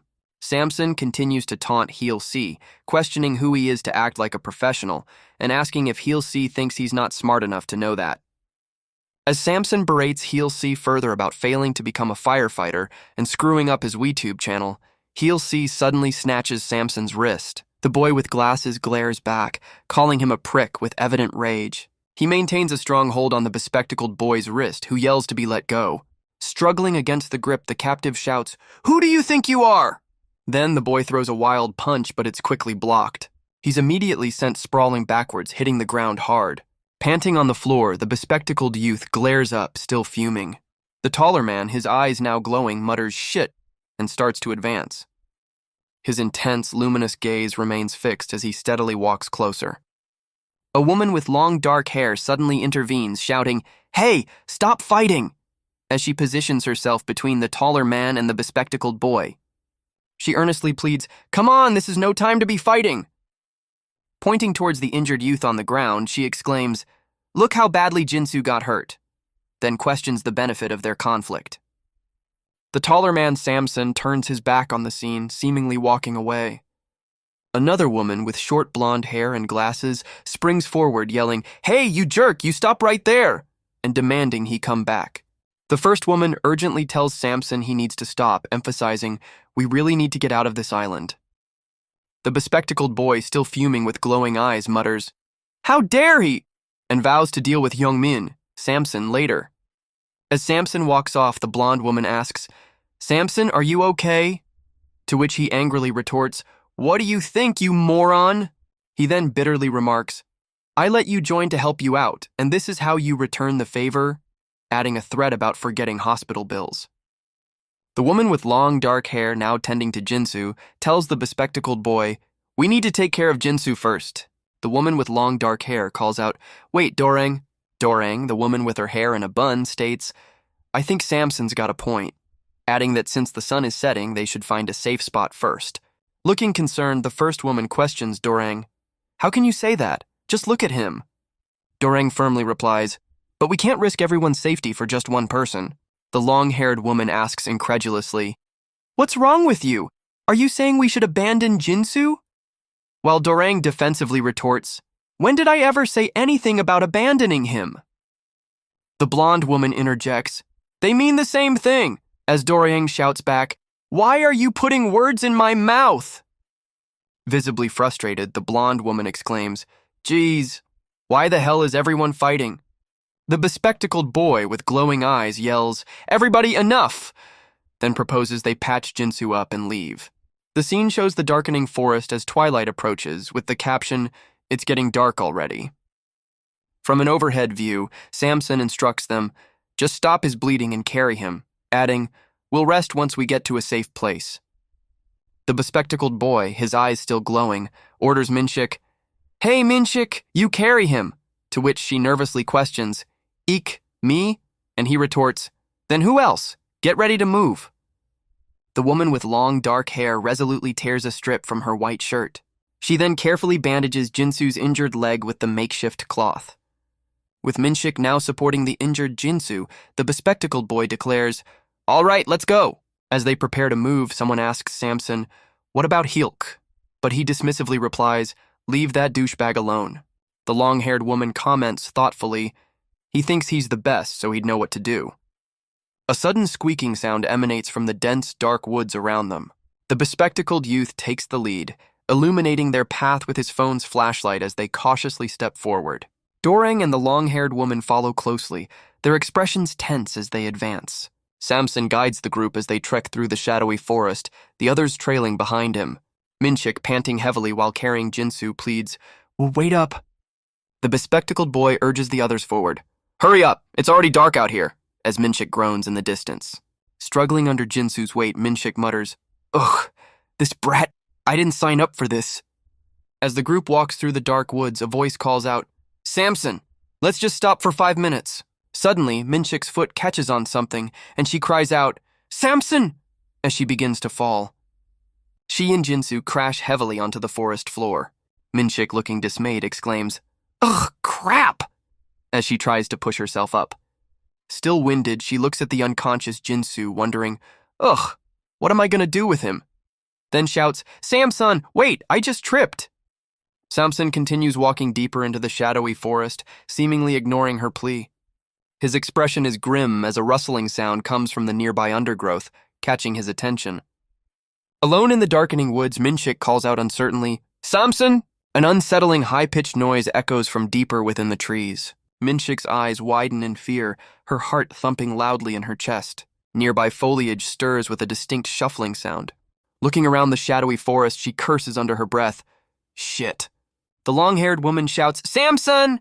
then urgently adds, "Hold on!" With his eyes still glowing, the bespectacled boy protests, "What?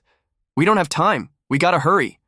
Also mentioning, "Ugh, I can barely see anything." As Dorang and the long-haired woman look back, the bespectacled boy remarks, "I don't see Minshik and Jinsu." Meanwhile, Minshik strains under Jinsu's weight, panting heavily and muttering, "Shit." She wonders aloud, where the hell did they go? Then notices a fork in the path, exclaiming, Great! A split road. Screw it." Minshik, still carrying Jinsu, desperately screams Samson's name into the dark woods. She shouts that they've lost her, as a distinct stirring comes from the nearby undergrowth. The bespectacled boy recognizes her shout, exclaiming, "There! That's Minshik's voice!" and then calls out, "Hey, Minshik! Where are you?" Responding to their calls, Minshik yells Samson's name again, insisting, "I'm right here!" while a swift movement is implied close by.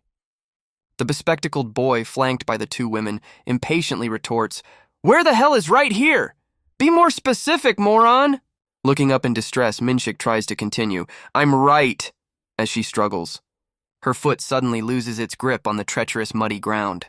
She begins to teeter, her expression one of pure alarm as she loses her balance. Both she and Jinsu tumble hard onto the forest floor, the impact shaking the ground as Minshik cries out, "Ah!" The bespectacled boy urgently calls, "Minshik! Answer me! Where are you? Hey, Minshik!" While Jinsu groggily thinks, "Howach, why am I keep tripping? At this rate, I'll be the one needing care." Minshik, having fallen, blinks her eyes open to see a human skull lying nearby amidst some rising dust.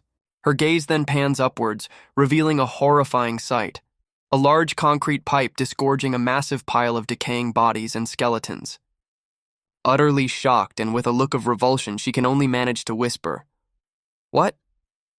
The sheer scale of the carnage fills her vision as she silently questions, "What the hell is all this?" As she processes the gruesome discovery, the distinct sound of something stepping closer makes her flinch.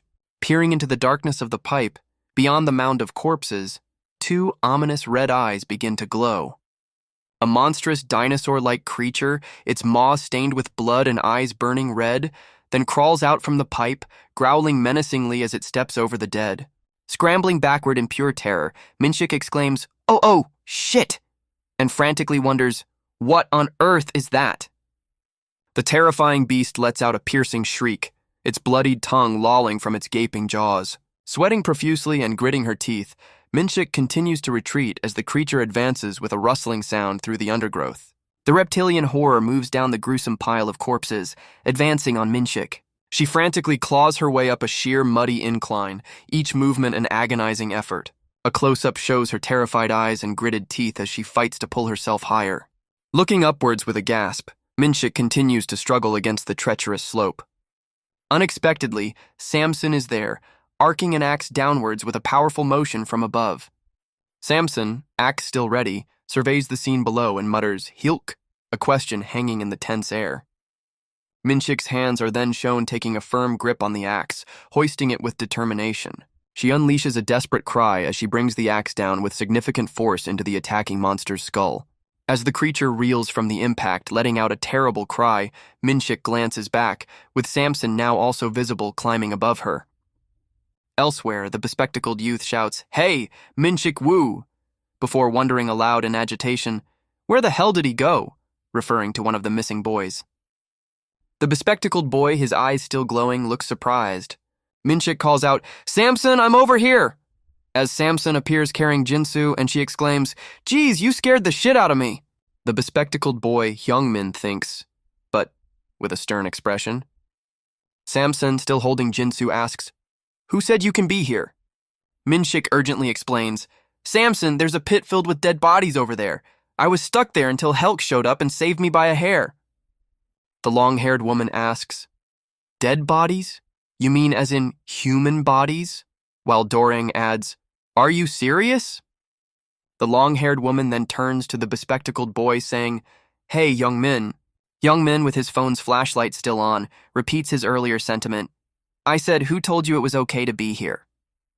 Samson glares back, retorting, "You were acting all cocky back there, but now that things are rough, you just come back as if nothing happened?"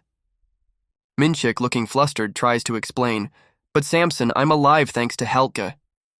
Youngmin, with his glasses still glowing, dismissively asks, "So what?" adding that Samson will ultimately do as he pleases.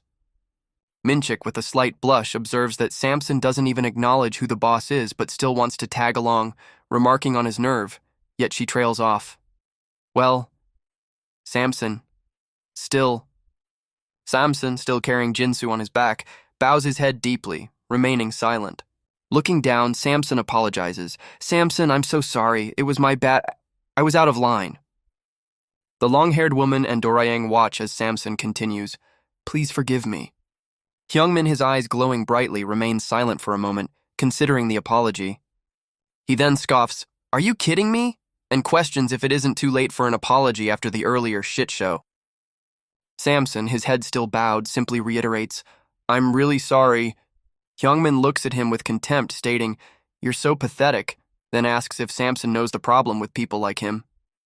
Facing Samson, who is still carrying Jinsu, Hyungmin lectures, "They don't know that pride comes before fall," and adds, "You think you'd carry on like that forever."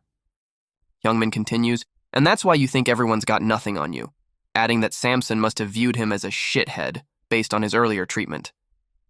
He then points out Samson's failures, like not becoming a firefighter and getting his channel banned, asking, "So who's the real shithead here?" Hyungmin asserts there's nothing more pathetic than clinging to pride when one has nothing to show for it. He then questions if Samson now perceives the difference between their respective places. Hyungmin turns away, declaring, "Let's go," as Minshik watches with a displeased expression. Samson, still carrying Jinsu, remains silent with a furious look. A close-up shows Hyungmin's smirking face, his glasses reflecting the light. Didorang anxiously remarks, "Samson, it's getting darker by the minute," and admits, "I'm so scared." Hyungmin, holding his phone with the flashlight on, states, "This is exactly why we should have hurried up." He then glances back at Samson, adding, "But some stubborn freak held us back." Minshik, looking through the trees, asks Samson, "Samson, isn't that a light over there?" The group, including Hyungmin, Dorang, the long-haired woman, and Minshik, cautiously peers through the dense undergrowth towards the distant glow. They spot a small, illuminated concrete building with O6 marked on its side, nestled in a clearing. Dorang observes, "The electricity is working," while Minshik adds, "Oh, that's a definite sign there are other people, right?"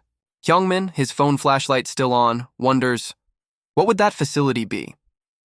Then suggests, "It's already late, how about we spend the night in there? We could do some filming, and I bet it's way safer than staying out here." The long-haired woman firmly states, "No way," and asks, "Did you forget that we barely escaped alive from that weird facility?" She then gestures towards Jinsu, adding, "Besides, Jinsu's still not doing so well." Minshik chimes in, not to mention Minshik's remarks about a pit full of dead bodies, concluding, "Everything tells us that people here are anything but amicable." Hyungmin, his glasses glowing brightly as he holds his phone, listens silently with a serious expression. He then says, "Okay, I get it," and looking back towards the illuminated building, suggests, "Then let's find somewhere else." The group ventures deeper into the shadowy woods, with Samson still carrying Jinsu and Dorayang trailing at the rear. Hyungmin, illuminating the area with his phone, declares a spot beneath a large tree suitable for resting until morning. Exhausted, the group settles down under the shelter of the massive tree roots for the night. Minshik lies down, attempting to rest, though her expression reveals her unease. Sweat beads on Minshik's face as she struggles to sleep, clearly disturbed by recent events. The horrifying image of the pit filled with decaying bodies and skulls flashes through Minshik's mind.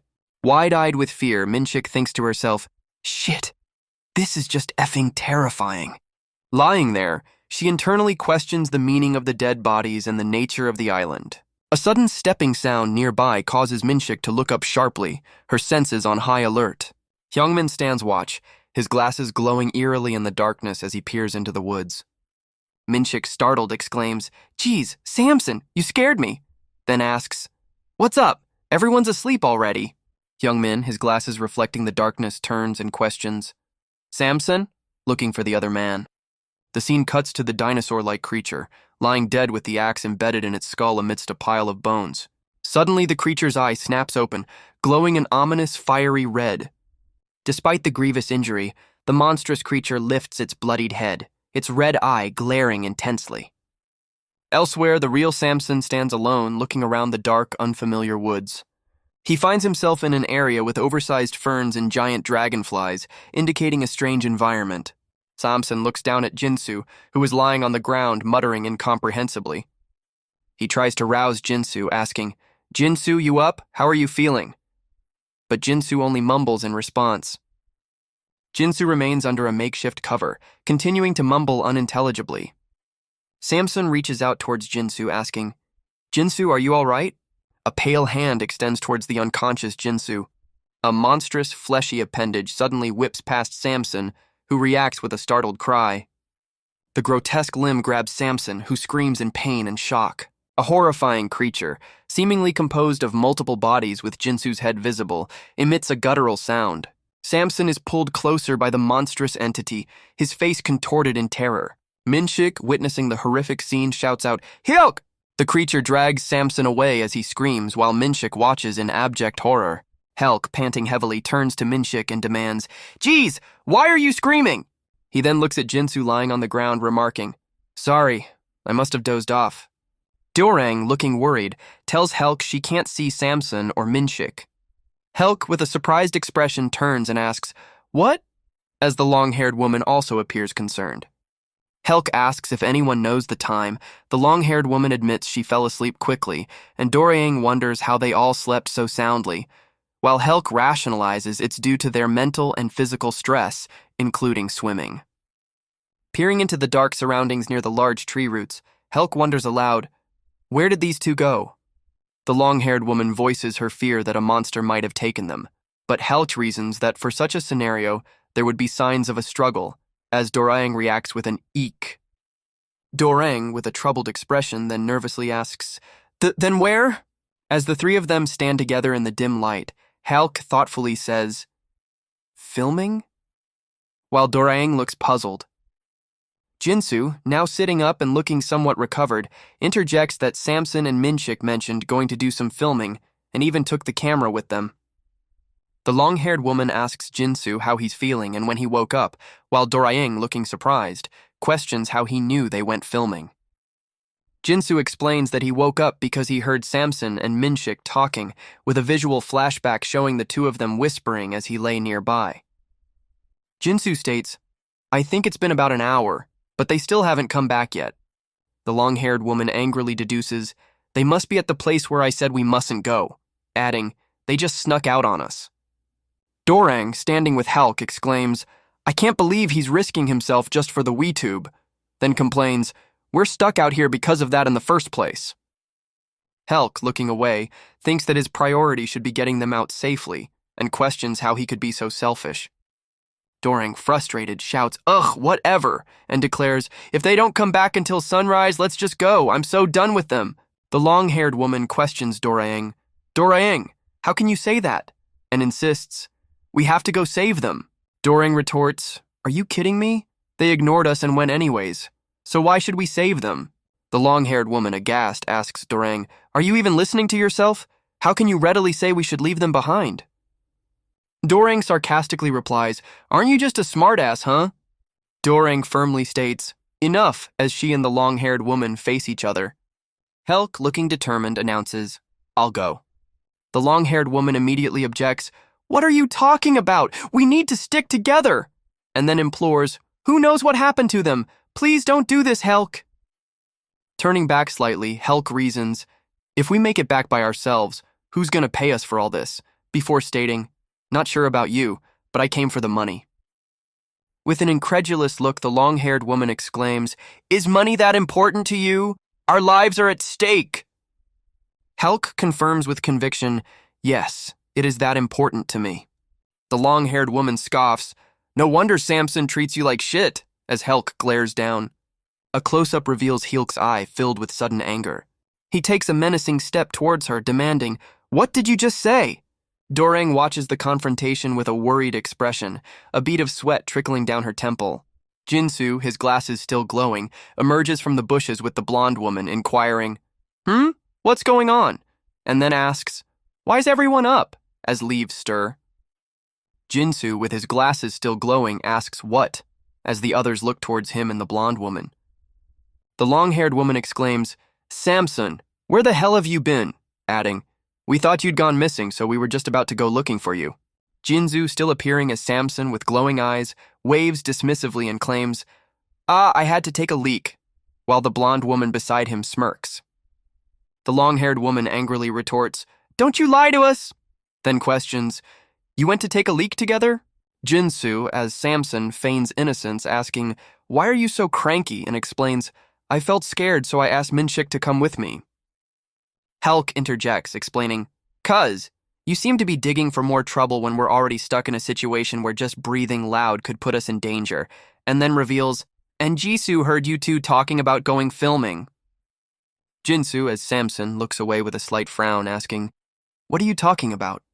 He then turns to the real Jinsu, saying, Hey Jinsu, I don't know when you woke up, but are you sure you heard it right?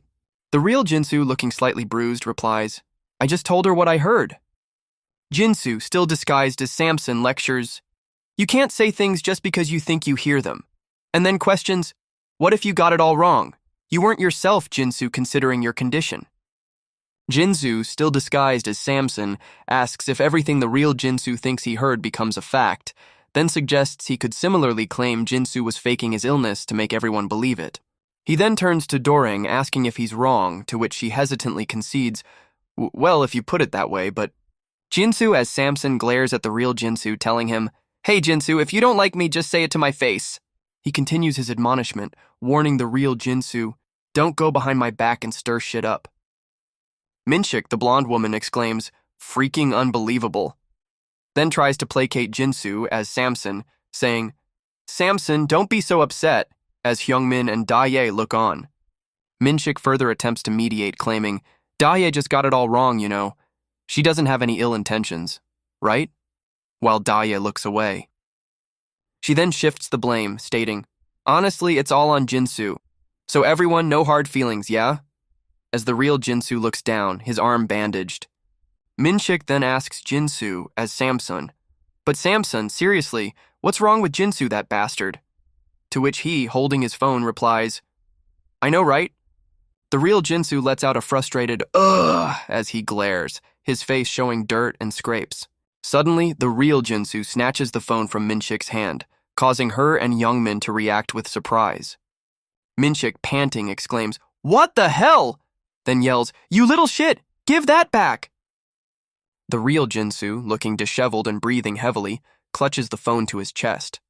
Minshik, with an angry expression, shouts, Didn't you hear me? I said give it back!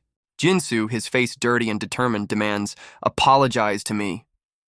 Minshik questions, If you didn't film anything, then how come Minshik's holding this phone, huh? While Jinsu insists, I know what I heard. Don't treat me like I'm some wacko. Jinsu then picks up a rock from the ground, his hand gripping it tightly. Holding the rock menacingly over the phone, Jinsu threatens, You better apologize and you better do it now before I smash this freaking phone of yours.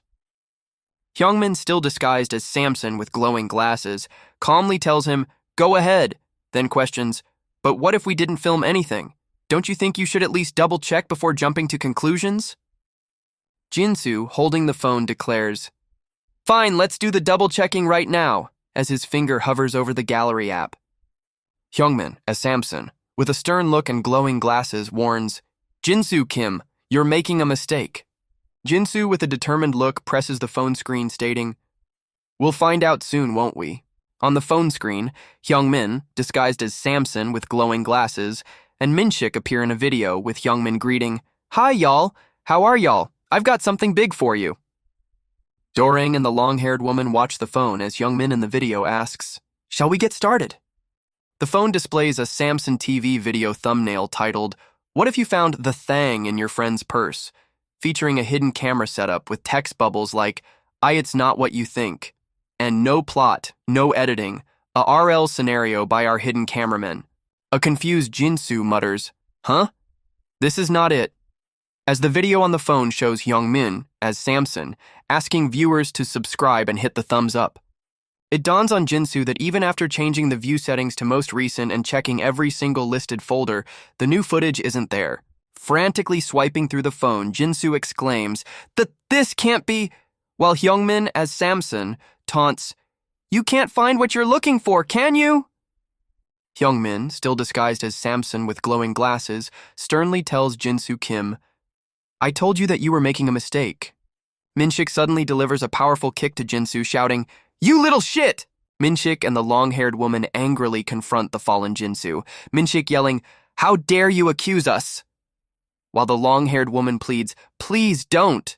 And Minshik adds, You're putting on a show about those injuries and whatnot, aren't you? Jinsu, looking bruised and dusty, insists, That can't be right. I know what I heard. Minshik glares at him, asking, And you're still not done? Hyungmin, disguised as Samson with glowing glasses, intervenes, Hey, enough, just bring my phone back. Minshik forcefully snatches the phone from the long-haired woman who was holding it near Jinsu, yelling, Give it back, you jerk! Hyungmin as Samson holds out the phone towards Jinsu, stating, "I was trying to look after you." The long-haired woman restraining Jinsu remarks, "What a disappointment." Hyungmin as Samson questions Jinsu, "Did you really have to take it that far, even after I said I didn't do it?" Adding, "Being like this to others will just get you a shitty reputation." Jinsu looks down, his face showing scrapes and a dejected expression. Hyungmin as Samson turns away, remarking, "This is why men should have the experience of being in the military," then advises, "You should all try to get some more sleep. We'll get moving as soon as the sun rises." Hyungmin as Samson looks at his phone with a slight frown, muttering, "Damn," while Minshik smirks beside him, thinking, "That was close. Thank God we hid the file beforehand." Hyungmin, still disguised as Samson with glowing glasses, asks Minshik, "You got everything on cam, right?" To which she smirks and replies, "Absolutely." Minshik then looks thoughtful, asking, "But those things, could they be real?" Hyungmin as Samson confidently states, "Real or not, we hit the golden jackpot." The sun rises brightly over the lush forest canopy, signaling a new day.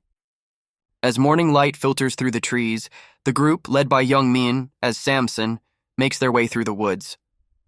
Dorang pushes aside large tropical leaves, her expression hopeful as she looks ahead. Emerging from the dense foliage, Dorang exclaims, "It's the beach," as they arrive at a sunlit sandy shore. Hyungmin as Samson throws his arms wide in celebration, shouting, "We're getting out!" while Minshik flops onto the sand, muttering, "This is exhausting." Checking his phone, Hyungmin as Samson remarks, "We even got some spare time," adding that it's good they started moving early and the boat is coming at 3 p.m. so they can relax. Dorang approaches Hyungmin as Samson, asking, "Samson, shouldn't we go get our stuff?" and explains, "I got all my clothes and makeup in there." Hyungmin, still disguised as Samson, remarks that since Dorang brought it up, he thinks they're close to where they left their belongings. With a stern expression, Hyungmin immediately says, "No way!" He explains that in movies, when people try to retrieve their things, events often take a turn for the worse, or someone goes missing, as Dorang and Minshik listen. Hyungmin firmly states they can't let the author have it too easy and insists they're sticking together until the boat arrives, determined not to make their story a cliché. He tells Dorang she can buy new things once they're out, advising her to forget their belongings and not look back, to which she reluctantly agrees. On the beach, Hyungmin as Samson triumphantly shouts, "Bring it on! I will not fall! And I'm still standing right here," while the others look on. The real Jinsu sits alone on the sand, his arms and face showing scrapes, looking downcast. The long-haired woman approaches Jinsu, asking if he's all right, and he quietly confirms he is. Jinsu apologizes for the previous night, explaining he got on Samson's nerves and ruined the mood, while the long-haired woman asks what he's referring to. She tells Jinsu not to feel sorry, calling Hyungmin as Samson an asshole she doesn't care about, and states she came for money, so tolerating his behavior is part of the deal. Hyungmin, still disguised as Samson, films himself and Dorang on the beach, exclaiming, "Hey y'all, we'll finally escape from this island," and adds that it'll be over once they leave, while Dorang remarks how hard it was. The long-haired woman Daya asks Jinsu how his arm is, and he hesitantly replies, "It'll be fine," he hopes, as she asks to see it. A close-up reveals Jinsu's heavily bandaged and bloodied arm. Dahi observes that it doesn't take a doctor to see how bad it is and questions if it doesn't hurt. Jinsu admits his arm throbs but says he's not sure beyond that. He then smiles, adding that at any rate, once they get out of there, he can finally see a doctor.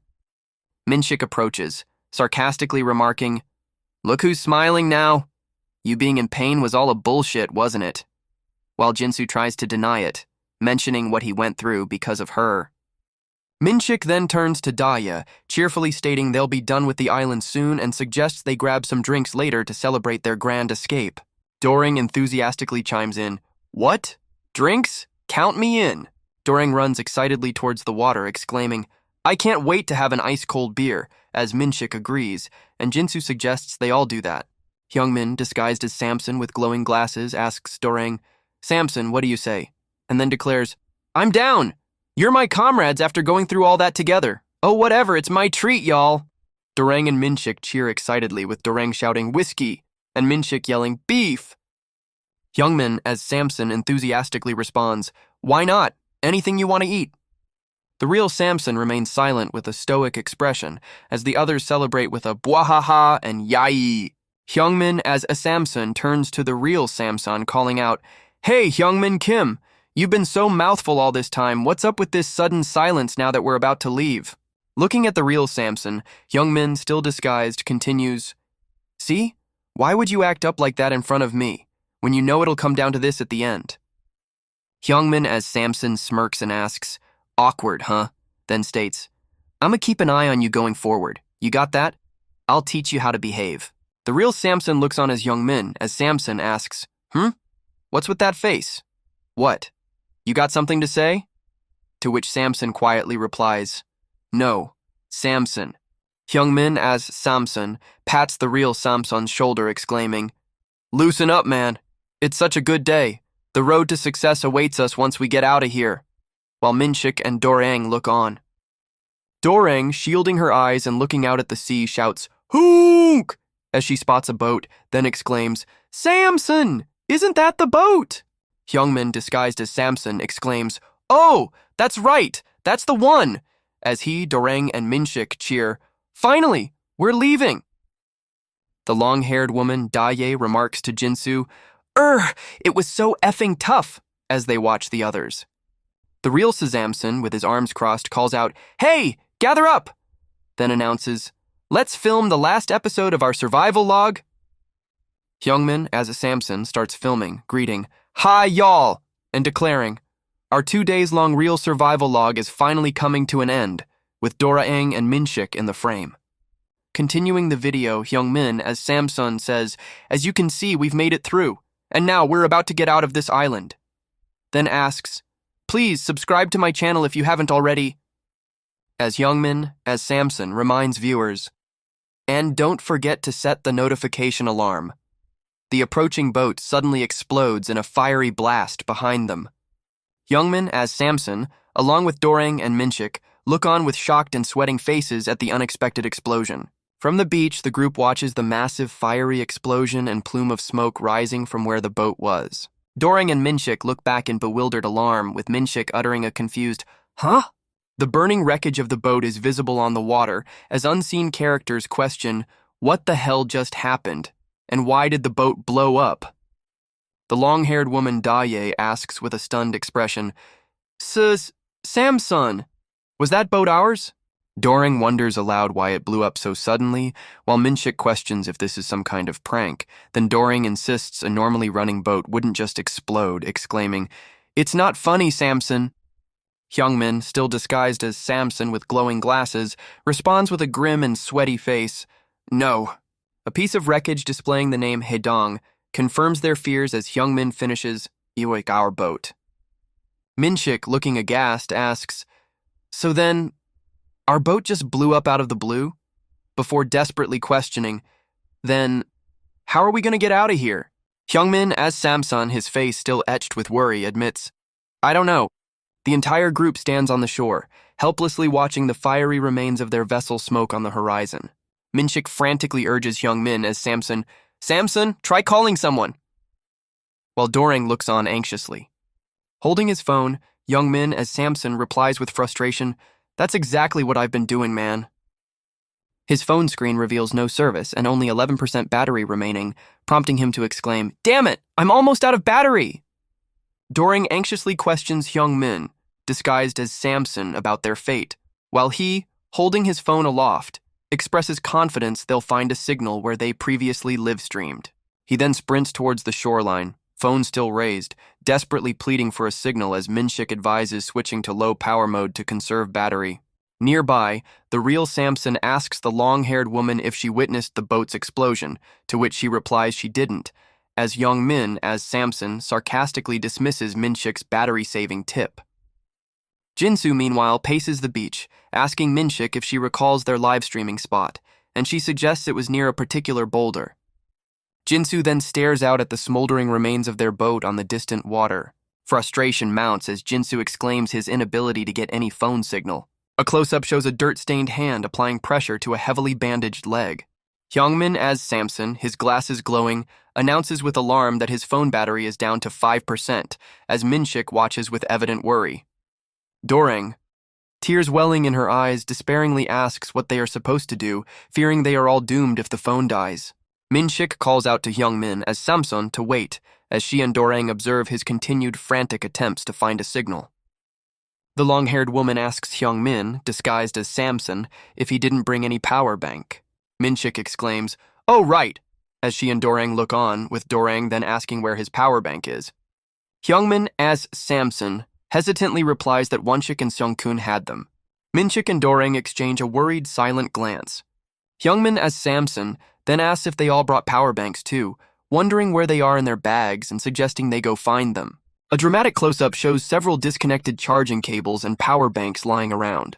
Hyungmin, as Samson, holding his phone, asks Dorang if none of them have a charger that fits his phone, to which she replies, "No." Turning around, Hyungmin, as Samson, exclaims, "Crap! Where the hell are Jinsu and Hyungmin?" while Dorang mutters her dislike for the woods, and he adds he's sure they brought one. Hyungmin, as Samson, then runs off into the distance, waving and shouting, "Hey, Jinsu! Hyungmin!" Panting heavily, Hyungmin, as Samson, calls out, asking if they have power banks. Samson unwraps Jinsu's arm, revealing a horrifyingly swollen and discolored limb, as Hyungmin, disguised as Samson, utters a shocked. A close-up shows Jinsu's grotesquely mutated arm, with Hyungmin, as Samson, asking, "Hey, Jinsu, what's wrong with your arm?" Hyungmin, as Samson, recoils with an eek, exclaiming, "Ooh, something is growing out of it! What the hell is that?" Samson gently presses Jinsu's afflicted arm, asking, "Does it hurt when I press it?" To which Jinsu replies, "No, I can't feel anything." Hyungmin, as a Samson, shouts, "Hey, don't touch him like that," then questions Samson, "What's going on, Samson? What if it's contagious?" as Minshik and Dorang look on. Jinsu stares at his own repulsive arm as Hyungmin, as Samson, exclaims, "Eek! What is that? That's so gross! Oh my god, what the hell? What's wrong with you?" With a queasy expression, Jinsu looks down while Hyungmin, as Samson, states, "Ugh, Samson, I'm gonna throw up. I can't watch." Then adds, "Whoa, Jinsu, looks like you're so screwed." Hyungmin, as Samson, dismisses the immediate concern, saying, Hey, that's not important right now." Then asks, "You two have power banks, right? Do you use the same device as me?" Samson looks away, admitting, "I didn't bring my power bank." Hyungmin, as Samson, sarcastically retorts, "That's just brilliant, you moron." Then turns to Jinsu, asking, "Hey, Jinsu, what about you?" And Jinsu hesitantly replies, I have it in my bag." Hyungmin, disguised as Samson with glowing glasses, exasperatedly asks Jinsu where his bag is, complaining that his phone battery is already down to 3%. Minshik angrily tells Jinsu to go find it himself, while Hyungmin, as Samson, impatiently urges Jinsu to hurry up. Jinsu, looking repulsed, tells Hyungmin, as Samson, to keep his distance, remarking that his arm is just so gross. Standing near a pile of discarded luggage in the dim woods, Hyungmin, as Samson, demands to know where Jinsu's bag is. Minshik, flustered, asks Jinsu which bag is his, as Hyungmin, as Samson, anxiously repeats that his phone is at 3%.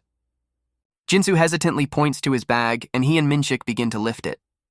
Minshik, exclaiming she can't watch this, forcefully snatches the bag from Jinsu. She then vigorously shakes the bag, causing its contents, including toiletries and clothes, to spill onto the ground. Minshik triumphantly holds up a power bank, shouting to Hyungmin, as Samson, that she's got it, while he urges her to bring it quickly. Hyungmin, as a Samson, his eyes wide with panic, yells that his phone is going to die soon and tells Minshik to hurry. Hyungmin, disguised as Samson, looks at his phone, which has just died, remarking that it won't turn back on immediately and they'll have to wait. Minshik, with a relieved expression, says, "Thank God we have this at least," as Hyungmin, as Samson, laments how the boat incident screwed everything up.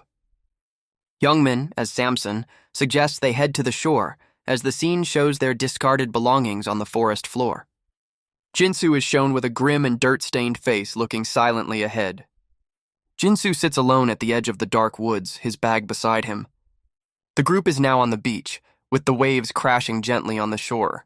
On the beach, Hyungmin, as Samson, and Minshik examine the phone, which is now charging with the power bank. Dorang sits alone on the sand near some rocks, hugging her knees. The real Samson stands on the beach, looking out with a thoughtful expression, wiping his brow. Jinsu walks alone along a path near the edge of the woods, his expression somber. Jinsu stands alone on the path, his face still showing the dirt and scrapes from earlier. The long-haired woman approaches him, asking to see his arm and inviting him to sit down. She explains that she rummaged through the bags and managed to find some emergency medical supplies. After disinfecting the area and changing his bandage, she assures Jinsu that he should be fine. Daya looks at Jinsu with a concerned yet gentle expression.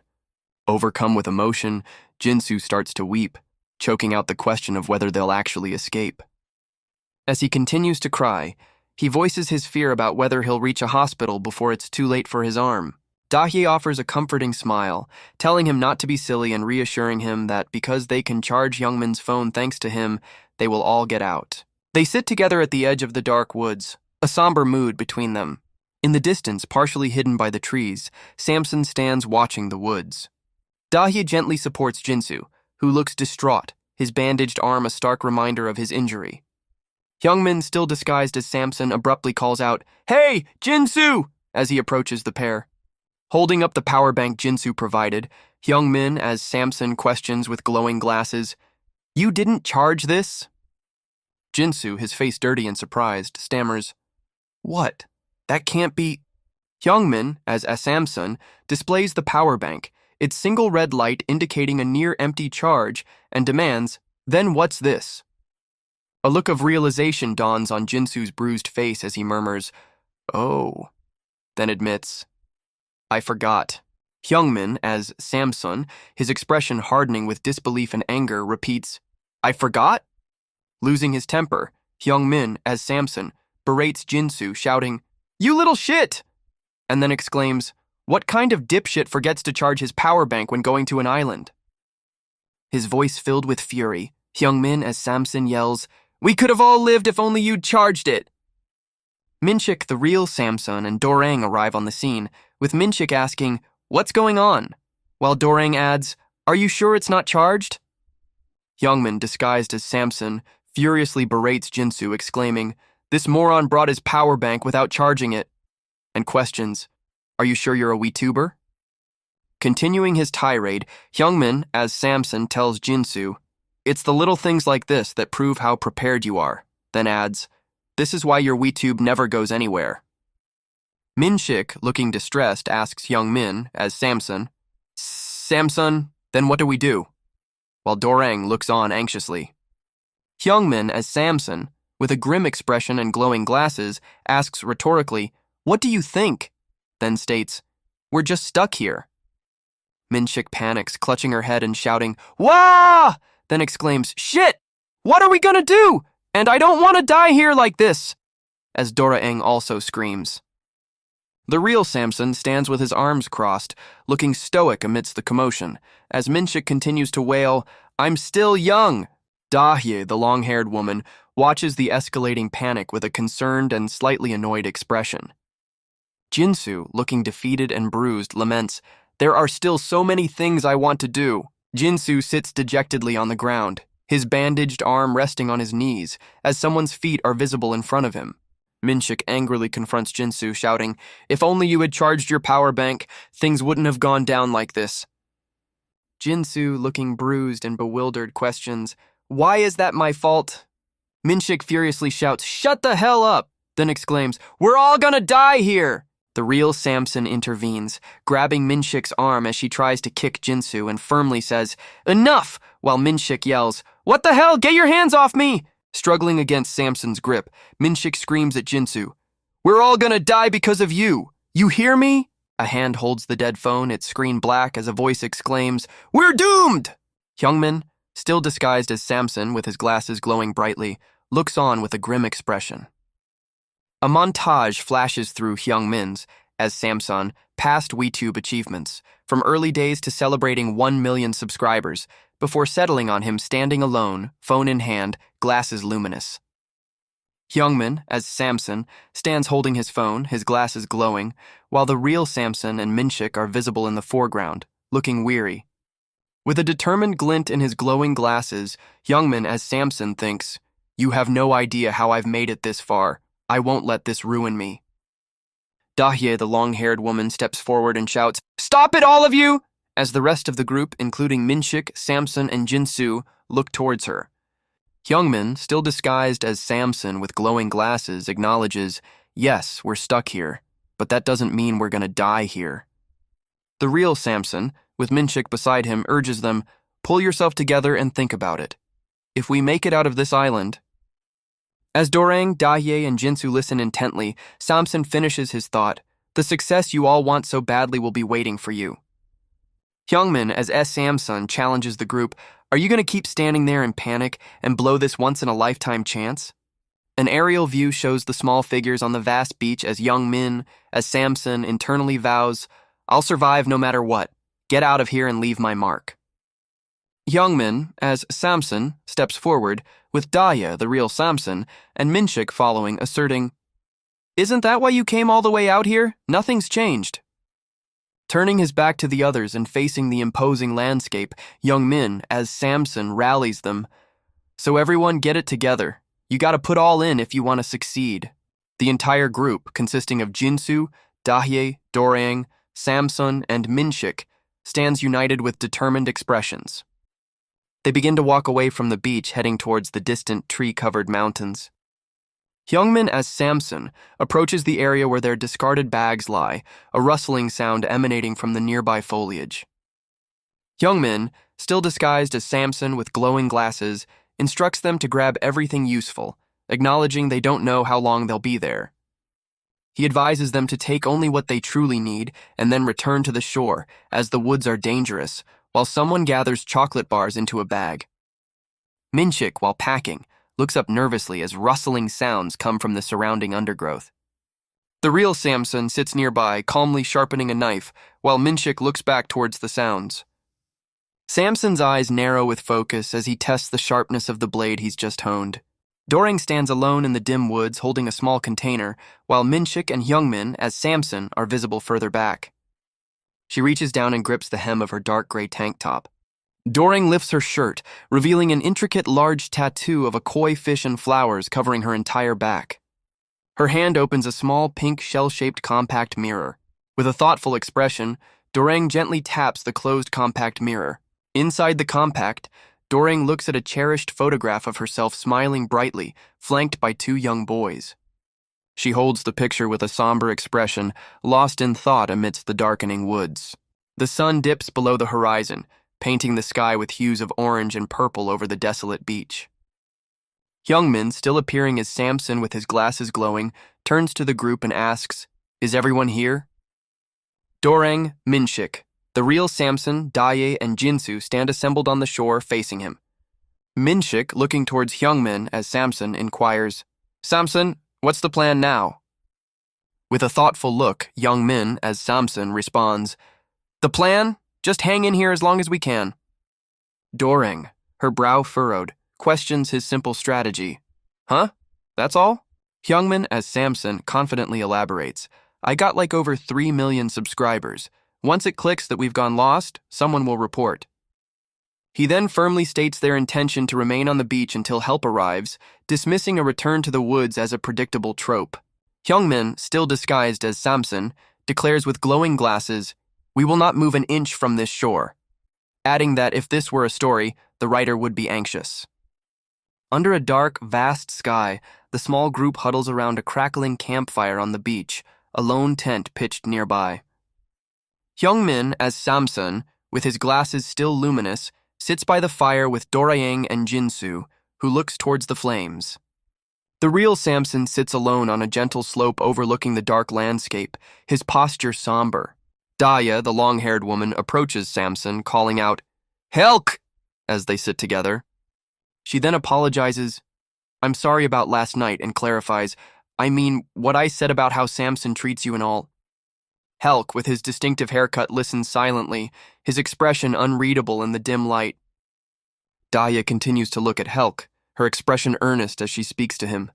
From a distance, Minshik observes Daya and Healch sitting together on the sandy shore by the water's edge.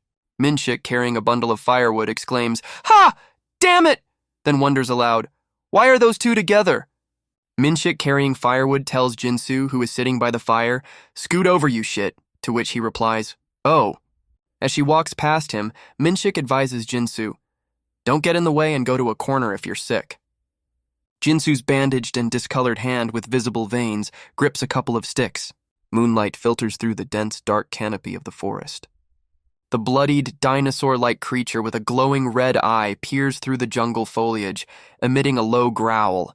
By the campfire, Jinsu pokes the fire while Hyungmin, disguised as Samson with glowing glasses, and Dorang sit nearby. Minshik, holding a bundle of sticks, observes Daye and Helk sitting together on a rise in the distance. While rummaging, Minshik mutters, "Why are those two sticking together?" And then, "Damn it, after everything I've done to get her," a close-up reveals Minshik's frustrated and scheming expression. A desiccated corpse with one eye open lies amidst the forest undergrowth and branches. Minshik recoils in terror, screaming, "Ah, Jesus Christ!" and asks aloud, "Is that a dead body?" The view focuses on the pile of sticks and branches where the corpse was previously seen. Panting, Minshik looks back at the spot, muttering, "What the—" and then realizes, there's nothing there. Walking away from the woodpile towards the campfire, Minshik sighs, "Ugh, now I'm seeing things." By the fire, Dorang asks Hyungmin, still disguised as Samson with glowing glasses, "Samson, what do you think this island is?" mentioning the mysterious facility and dead bodies. Minshik, now near the fire, shivers as Dorang continues, "And monsters that look like dinosaurs." Hyungmin, as Samson, with a determined look, replies, "I don't know what it is, but I know I'll make it out of here alive." A close-up on Hyungmin's as Samson, glowing glasses, reveals his inner thoughts. "I've worked so hard to make it in this world. There's no way I'm falling like this." Hyungmin, as Samson, reassures Dorang, "Soyeon, just count on me. I'll look out for you till the end," as she looks somewhat comforted, while footsteps approach. The real Samson appears near the campfire, asking, What is it?" Samson states, "I don't think we should stay here like this." Hyungmin, still disguised as Samson with glowing glasses, retorts, "What? Why not?" Samson explains they don't know when rescue will come, they only have supplies for 2 days, and the bonfire could attract dinosaurs. Hyungmin, as Samson, with a skeptical look, asks, "Then what else do you suggest?" Samson brings up the shady building with electricity, suggesting they might be able to charge the power bank there. Minshik, looking alarmed, exclaims, "You want to go there again?" Hyungmin, as Samson, dismisses the idea as ridiculous, insisting, "Staying here is the safest measure we can take." Daye and Samson argue that if they stay, they might starve, and it's better to try and charge the phone. Hyungmin, as Samson, looks away and says, "Yeah, then you go for it." Samson, with Daye beside him, is told, "Since you're so confident and all, you should be fine going by yourself." Hyungmin, still disguised as Samson with glowing glasses, sarcastically asks, "You've got this on your own, right? Am I wrong?" Daye, looking shocked, exclaims, "What are you saying? Going there alone is suicidal." Hyungmin, as Samson, smirks and dismissively says, "He's the one who wants to go. I'm against it, but since he keeps insisting, you know." Samson glares as Hyungmin, as Samson, adds, "I guess he's just dying to show himself off again. All I'm saying is he should go for it if he wants to." Facing Samson, Hyungmin, as Samson, taunts, "What's with that look? What, you want to punch me again? It's hard to break your habits, huh?" while Dorang watches. Minshik interjects, "That's why other BJs don't want anything to do with you," as Jinsu looks on with a concerned expression. Hyungmin, as Samson, turns to Dorang, asking, "Huh? What are you talking about?" Then explains, "Everyone got to know his true nature when he was drunk and punched another BJ while streaming live. The word got around among BJs and he's screwed now." Samson glares intensely as Hyungmin, as Samson, remarks, "You know, old habit dies hard." Daye, looking worried, asks Samson, "Are you really going there by yourself?" Samson, preparing his gear with Daye beside him, replies, "What choice do I have?" Then explains, "You know how dangerous it is. Why are you insisting on going there? If we wait here as Samson says..." Samson states he doesn't have time to just wait around, adding that he didn't come here for a vacation. Daye remarks that, besides, staying here with them is the last thing she wants to do, as Samson bends over, preparing to leave. Hyungmin, still disguised as Samson with glowing glasses, watches as Samson and Daye walk away into the darkness. With a scowl, Hyungmin, as Samson, thinks, so there he goes for real, that stubborn prick. Dorang then asks Hyungmin, as Samson, But is it true what you said earlier about Helk being a thug? Hyungmin, as Samson, explains Hyuk is known for becoming a nasty dog when drunk, detailing how his true self was broadcast live during a drinking stream, leading to other victims reporting mistreatment and his complete downfall. Dorang, looking troubled, thinks, "That's not how I perceived him at all. He helped us a lot these past few days." Hyungmin, as Samson, continues, claiming Helk came begging on his knees for help, so he assisted, thinking Helk was a changed man, but now sees him as an ungrateful bastard. Dorang remains silent, her expression thoughtful as she processes this information by the campfire. Minshik, looking annoyed, asks, "Dai is going to tag along with him?" To which Hyungmin, as Samson, replies, "If she wants, by all means." Hyungmin, still disguised as Samson, declares that the pricks who don't want to listen can go their own ways, as Minshik looks back. Samson and Daya are shown walking away together into the dark night. Minshik angrily drives an axe into the ground near the campfire, exclaiming, "Damn it!" while Hyungmin, as Samson, mutters, "Geez." Announcing she's going to take a leak, Minshik walks off, prompting Hyungmin, as Samson, to wonder what's up with her. Minshik strides away from the beach campsite into the darker areas. She mutters to herself, wondering if Dai is attracted to handsome, muscular guys, and complaining that Dai doesn't remember how good she's been to her. As she relieves herself, Minshik remarks that this just pisses her off, though she consoles herself by thinking she's a bit taller than him. With a scowl, Minshik curses Hyungmin, calling him a prick. Then her expression shifts to one of surprise as she says, "Huh?" In the shadowy depths of the forest, two indistinct figures, one appearing injured and the other taller, are visible. Minshik slaps her own face, exclaiming in frustration, "Dang, I'm seeing things again!" Minshik's eyes widen as she processes the unsettling sight. Two ghastly figures with bloody sharp appendages lurch forward from the shadows. Fumbling with her clothes in shock, Minshik realizes with horror, "Crap! Those are real dead bodies!" And then questions, "Why the hell?" She stands alone, peering into a clearing filled with numerous indistinct mounds under the dark sky. Her face contorts in alarm, sweat beading on her brow as a heavy footfall is heard. The two grotesque beings, one with its mouth agape, continue their menacing approach. Minshik's expression is one of pure terror as the heavy steps draw nearer. A colossal, dinosaur-like beast appears, the two zombie-like figures impaled gruesomely on its massive horns. The enormous creature lowers its head, its nostrils flaring as it investigates its surroundings.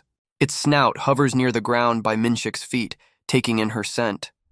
Hyungmin, still disguised as Samson with glowing glasses, and Dorang look up from the campfire, alerted by a rhythmic thumping sound. The ground trembles slightly as the approaching heavy footfalls are captioned, "Da da da da," and someone asks, "Do you hear that?" Minshik is seen sprinting towards the campsite, desperately screaming, "Samson!" as the thumping grows louder. She flees in terror from a massive dinosaur-like creature with impaled bodies on its horns yelling, "Run!" as it charges. Hyungmin, as Samson, and Dorang look on in stunned silence, Hyungmin's glasses glowing as a distant shout to "Run" is heard. Minshik continues her frantic escape, shouting, "Run!" as several of the monstrous horned beasts pursue her. The colossal creatures gain on Minshik and another figure, their immense size dwarfing the humans. One of the giant beasts crashes down, the impact shaking the earth violently. Dorang screams, "Ah! Samson!" while Hyungmin, as Samson, gritting his teeth, tells her, "Get behind me, I'll—" A monstrous horned dinosaur with glowing red eyes lets out a deafening roar as it confronts Hyungmin, as Samson.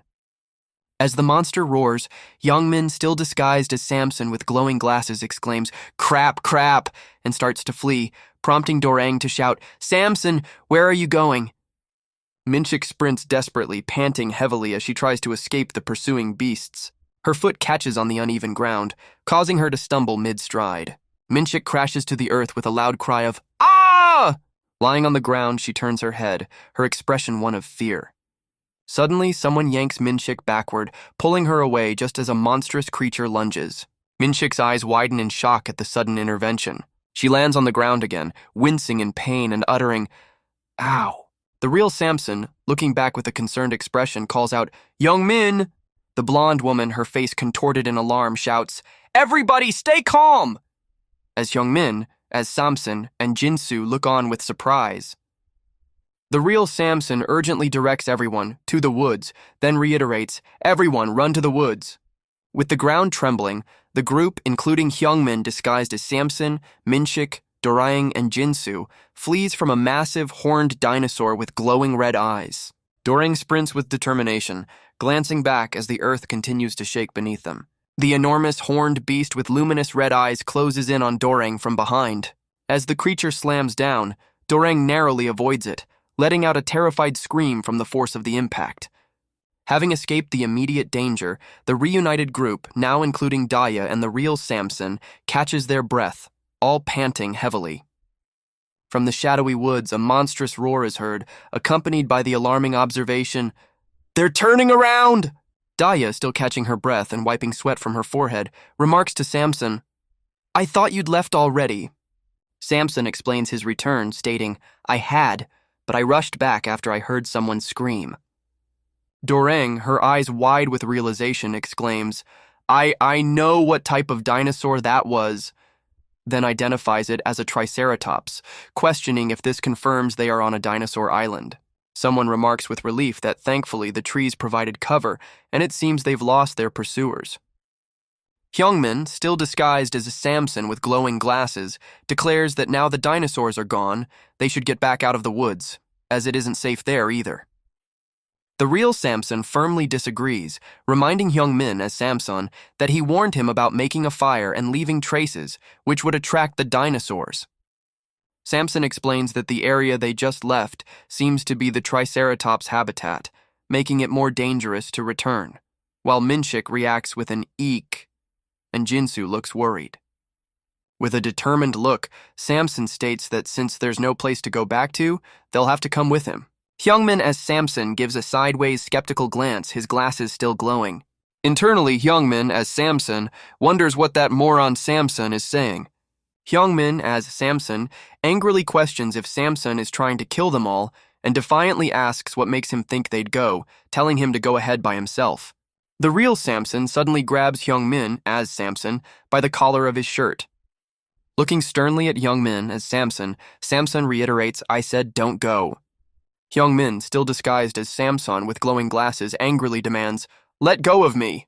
Samson, his expression resolute, firmly replies, "No, I won't."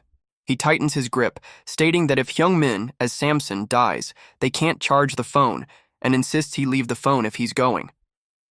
Hyungmin, as Samson, forcefully smacks Samson's hand away, yelling, "Get off me, damn it!" Samson confronts him. "So now you're threatening people?" While Hyungmin, as Samson, defiantly asks, "Who says I'm gonna die?" As Hyungmin, as Samson, begins to walk off, he tells Samson, "If you plan to go and get yourself killed, do it alone, you freak." To which Samson retorts, "We won't be part of it."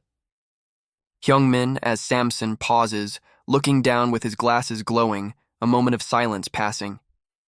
He then turns to the rest of the group, Jinsu, Daya, the real Samson, Minshik, and Dorang, who are watching him. With his glasses still luminous, Hyungmin, as Samson, challenges them. "Well, aren't you coming?" Minshik grunts and Dorang looks uneasy as Hyungmin, as Samson, impatiently shouts, "Hurry the hell up and come," while they remain silent. Dahye, looking at Samson, asks, "Don't you think there's a reason why they don't want to go?" Hyungmin, still disguised as Samson with glowing glasses, glares and states, "Honestly, every call you've made so far..."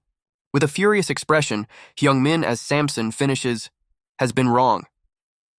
Hyungmin as a Samson turns towards a Samson, remarking, "Look at this shithead, crossing the line all the way." He then dismisses Samson's past actions. "If this is about those few times that you've saved us, anyone could have done the same, so there's nothing to brag about." Samson retorts, "It's disgusting to see you act like some kind of a superhero, as if you care about people, the minute others seem to go along with you."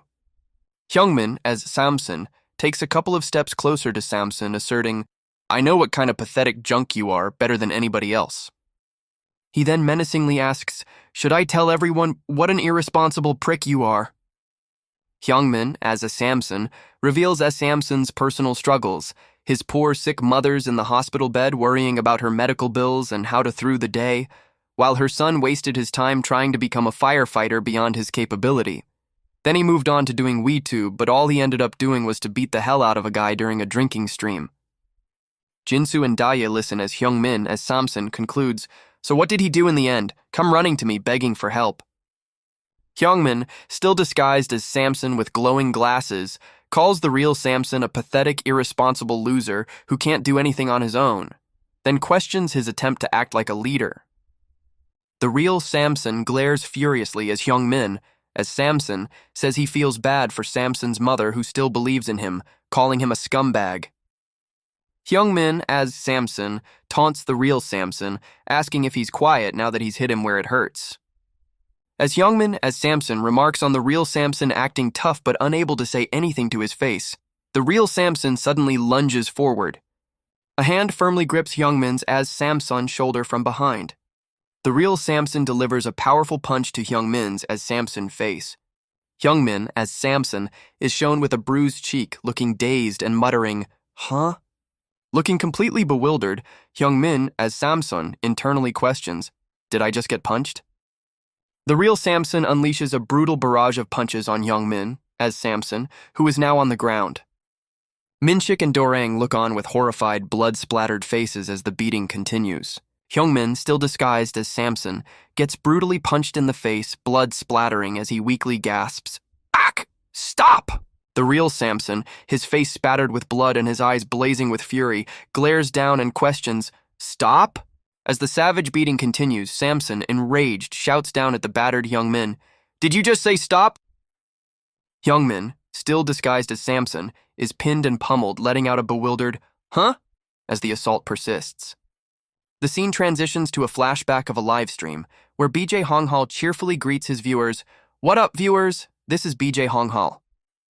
BJ Honghal smiles at the camera, reminding his audience, "Please don't forget to like, subscribe, and hit the notifications bell," before mentioning, "As I already informed you earlier, I got guests for today's show."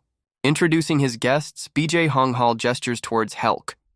The first guest is Helk, who's shot up the WeTube rank with his workout videos, and then to a woman, and here is the talk of the town on social media, Sharon Yu, who waves.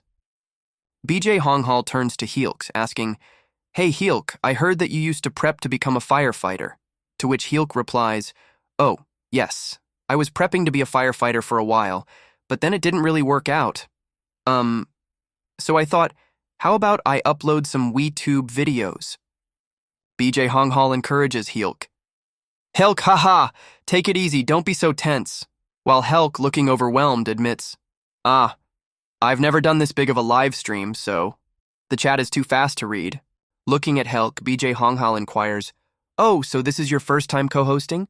And Helk simply confirms, "Yup." BJ Honghal explains that Heelk, known from WeTube, gained viral workout content due to his signature poker face. Honghal remarks on Heelk's tremendous subscriber increase, to which Helk admits he was taken aback by the overnight success, prompting Honghal to exclaim his jealousy. A voice message donation of 50,000 won pops up, with a message stating that sitting next to Heelka makes Honghal look like a stick, leading Honghal to jokingly tell his manager to kick the commenter out as Sharon Yu giggles. Next, Honghal introduces Sharon Yu, the social media star, who greets everyone and thanks them for having her. The chat room erupts with excited comments, and Honghal notes that the chat is on fire, betting people are eager to see. Sharon Yu's viral dance moves, which she then begins to perform with enthusiasm. The live stream chat fills with positive reactions like, "She's got some moves," and "That's just dope." Sharon Yu twerks close to Helk, who maintains his stoic, unimpressed expression. BJ Honghal announces they'll return shortly with a live drinking stream in part 2 after a 10-minute break for setup. Sharon Yu asks viewers to please spread the word for my channel, while Helk adds, "We'll see you in 10. A screen appears stating, "The video just ended," with an option to replay the content on the broadcasting network. Behind the scenes, BJ Honghal exclaims, "Good work, everyone," or to the production crew. BJ Honghal, smiling, remarks to Sharon Yu, "Wow, we've got some great reactions going on this time," and praises her. "Good job, Sharon."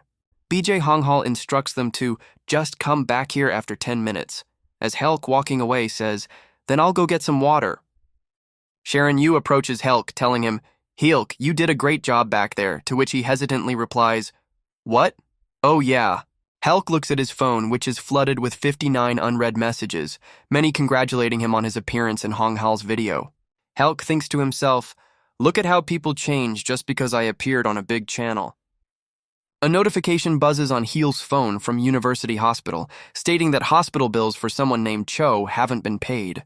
A close-up shows Heelke's eyes, his expression turning grim and determined as he processes the message. Helk lets out a sigh, ha, as he slips away from the main studio area. Backstage, crew members comment, isn't Sharon so freaking hot? And she's so much prettier in person. One crew member speculates, I bet we've got lots of donations, yeah? While another confirms, the donation hits jackpot when we have female guests. We got the most when she was dancing. BJ Honghal tells his crew, hey, shut up. Are we all set with drinks? And someone reminds him, don't forget to make the penalty shot stronger today. A crew member with a mischievous grin replies, heh, absolutely. BJ Honghal, taking a puff from his vape, reveals, when we start playing drinking games later, I'm gonna go after Sharon. He smirks, adding, I've busted my ass for this, so I'll need to blow off some steam tonight. From behind a slightly ajar door, Helk's eye widens in anger as he overhears their crude laughter. Helk, looking shocked and uttering, what the, reaches for the door. His hand firmly grips the door handle, ready to confront them. Halsey's expression remains grim as he listens from behind the door, a silent thought bubble indicating his contemplation. BJ Honghal, surprised, opens the door and exclaims, oh, Helk, you're back already? While Helk looks startled. Inviting him in, BJ Honghal asks what Helk is doing out there, mentioning they'll get started soon as other crew members look on. With his back to Helk, BJ Honghal rallies his crew. Now that we've got our big shots watching our content, let's make some real money together. He confidently states that once they start drinking, he's sure viewers will splurge their money on them, then calls out, come on, Helk, as Helk stands in the doorway. Helk, looking resolute, holds up his phone, seemingly ready to record or make a call. BJ Honghal announces the start of Part 2, their live drinking stream, as he, Sharon Yu, and Helk sit at a table with drinks, the live chat active on screen. Sharon Yu takes a shot, her eyes closed, while BJ Honghal watches her with an eager expression. Sharon Yu and BJ Honghal cheer, raising their shot glasses with Sharon Yu looking flushed and BJ Honghal shouting enthusiastically. Helk, with a stern and focused look, takes a shot from a small white cup. BJ Honghal suggests, now that we've got the wheels going, as Sharon Yu ties her hair up and Helk looks on. With a sly grin, BJ Honghal proposes, how about we play games and the loser takes a penalty shot? Behind the scenes, a crew member diligently prepares a potent mixture for the penalty shots, pouring from a green bottle. Helk looks up with a slightly flushed and surprised expression as BJ Honghal asks, then shall we start the game? Sharon Yu lets out an excited squeal, ready to play, while Helk clenches his fist and BJ Honghal smiles. Helk, with a frustrated look, clumsily knocks over the tower of wooden blocks, losing the round. Sharon Yu exclaims, oh, Helk, you again? While BJ Honghal asks, Helk, how many shots have you taken now? Sharon Yu laughs good-naturedly, remarking, geez, Helk, you suck at these games. Helk is shown completely passed out, his head lolling back, as Sharon Yu announces to the live chat, he's blacked out after taking all the penalty shots. BJ Honghal, with a smirk, states, well, we've got no choice but to let Helk get some sleep. Then turns to Sharon Yu, asking, Sharon, shall we keep going? BJ Honghal suggests to his manager that Helk be taken to another room as Helk lets out a pained groan. Sharon Yu looks surprised, while BJ Honghal remarks, wow, looks like Helk is plastered. The live stream chat fills with laughter and questions as BJ Honghal asks, hey Helk, are you drunk? Helk suddenly sits upright, causing BJ Honghal to exclaim, what?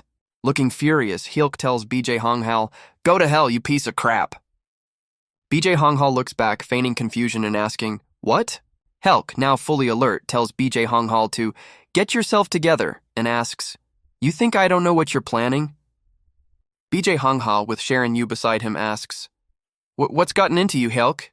As the live chat expresses confusion, and he adds, I'm not following you at all. BJ Honghal laughs, concluding, I think Helk is wasted, then shouts, manager, come over here now! Two crew members grab a struggling Helk, who yells, let go of me! Get your hands off me! BJ Honghal apologizes to the viewers for some issues, assuring them everything is fine now and that he and Sharon will continue playing. Dismissing Hyuk's earlier outburst as typical drunk behavior, BJ Honghal is suddenly attacked by Hyuk, who throws a punch as the live chat erupts in confusion. Hyuk relentlessly assaults BJ Honghal on the floor, while shocked crew members and Sharon Yu witness the brutal attack. As blood splatters, BJ Honghal screams, "What the hell is wrong with you?" while being viciously beaten. The live stream chat descends into chaos, with viewers questioning what's happening and someone urgently shouting to call 911. Helk, his face a mask of fury, prepares to deliver another powerful blow. The broadcast abruptly ends, displaying a video just ended message as a voice in the background frantically yells to call the police. News headlines flash across the screen, condemning internet broadcasting for airing uncensored violence and provocative content. Online forums are abuzz with discussions about Hyuk's actions, questioning if he was a bully and debating whether Honghal forgave him. Helk sits alone and dejected in a dimly lit room, his glowing phone lying beside him on the floor. BJ Honghal tells Hyungmin, Helk, that he probably heard what's going to happen at the police station. Honghal, bandaged and flanked by his managers, reveals he has a video of Helk assaulting not only him, but also his managers, then asks if he should press charges. Alternatively, Honghal offers to let it go if Helk pays him 50 million won, or as a second option, Helk takes the suspension penalty. The third condition is for Helk to keep his mouth shut about what he heard that day, then Honghal asks for his decision. Helk is shown holding his phone with the contact Deokgu Lee Broadcasting Club on the screen, ready to make a call. Back in the present, Samson, Hyuk pants heavily, standing over the beaten Hyungmin, disguised as Samson. Daye appears, telling Samson to rise and listen to what she says from now on. Samson looks back as Daye warns him to follow her instructions, unless he wants to end up dead. Hyungmin, still disguised as Samson with glowing glasses, glares defiantly, his face bruised. The real Samson, Hyuk, looks on with a serious and somewhat sweaty expression in the dim light. Daye, with Minchik and Dorang looking on, sternly tells the beaten Hyungmin, still disguised as Samson, to sit up.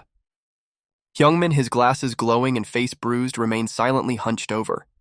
Daye delivers a sharp strike to Hyungmin's back to get his attention. She forcefully commands him to sit straight, and Hyungmin looks up, his glowing glasses reflecting his surprise. Daye then confronts him, asking, "Samson, do you admit that most of your calls could have gotten us killed?" She shouts, "Answer me!" causing Hyungmin to flinch under her intense gaze. Hyungmin, his face battered, reluctantly concedes.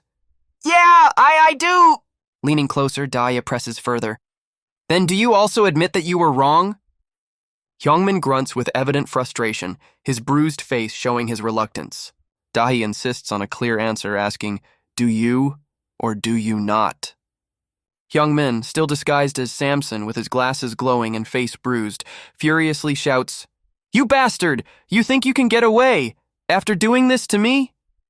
The real Samson delivers another punch, yelling, "Ugh, shut up, you prick!"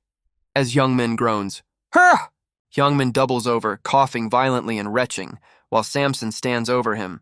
Samson coldly states, "Never mind your help after we make it out of here."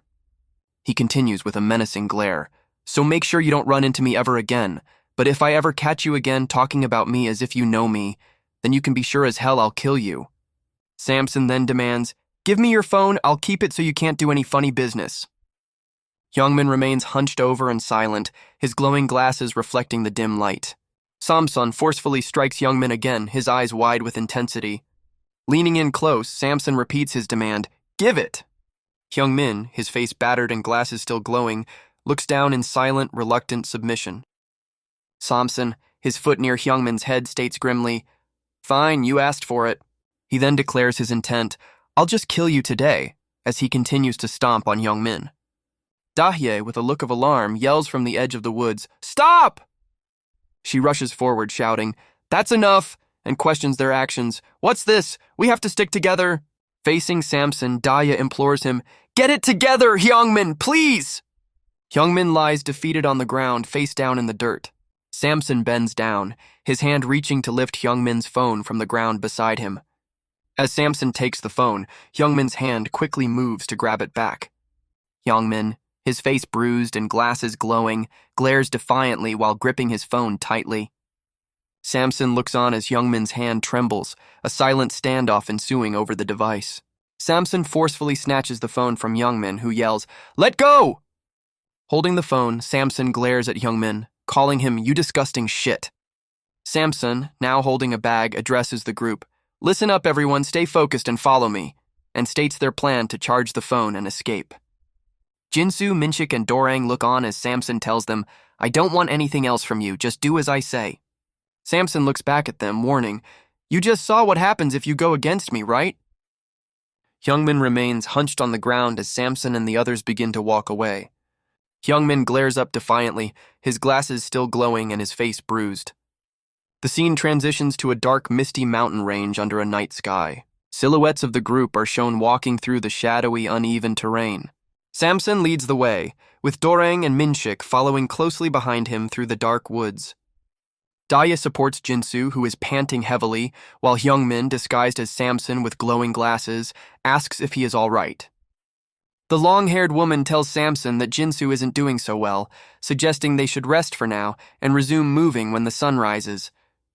Samson, with a serious expression, replies that they cannot afford to wait until the sunrise. Daya questions why he is in such a hurry all of a sudden, reminding him he wasn't rushing yesterday. He explains that things are different now, as all they had to do yesterday was get to the beach on time for the boat.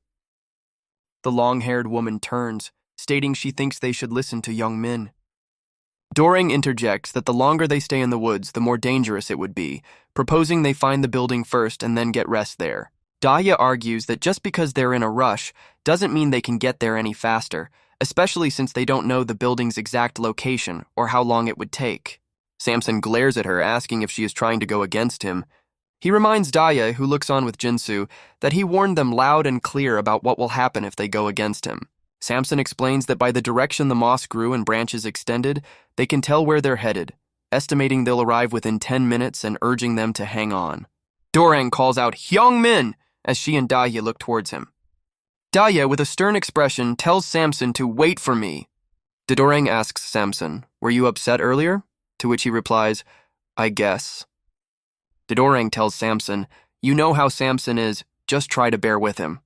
Samson, looking determined, states, "I'll do what I can to help you." The group of 5 silhouettes approaches the small illuminated concrete building marked O1 in a clearing. Minshik exclaims, "No way, we got here exactly in 10 minutes, while Dorang adds, "Oh my God!"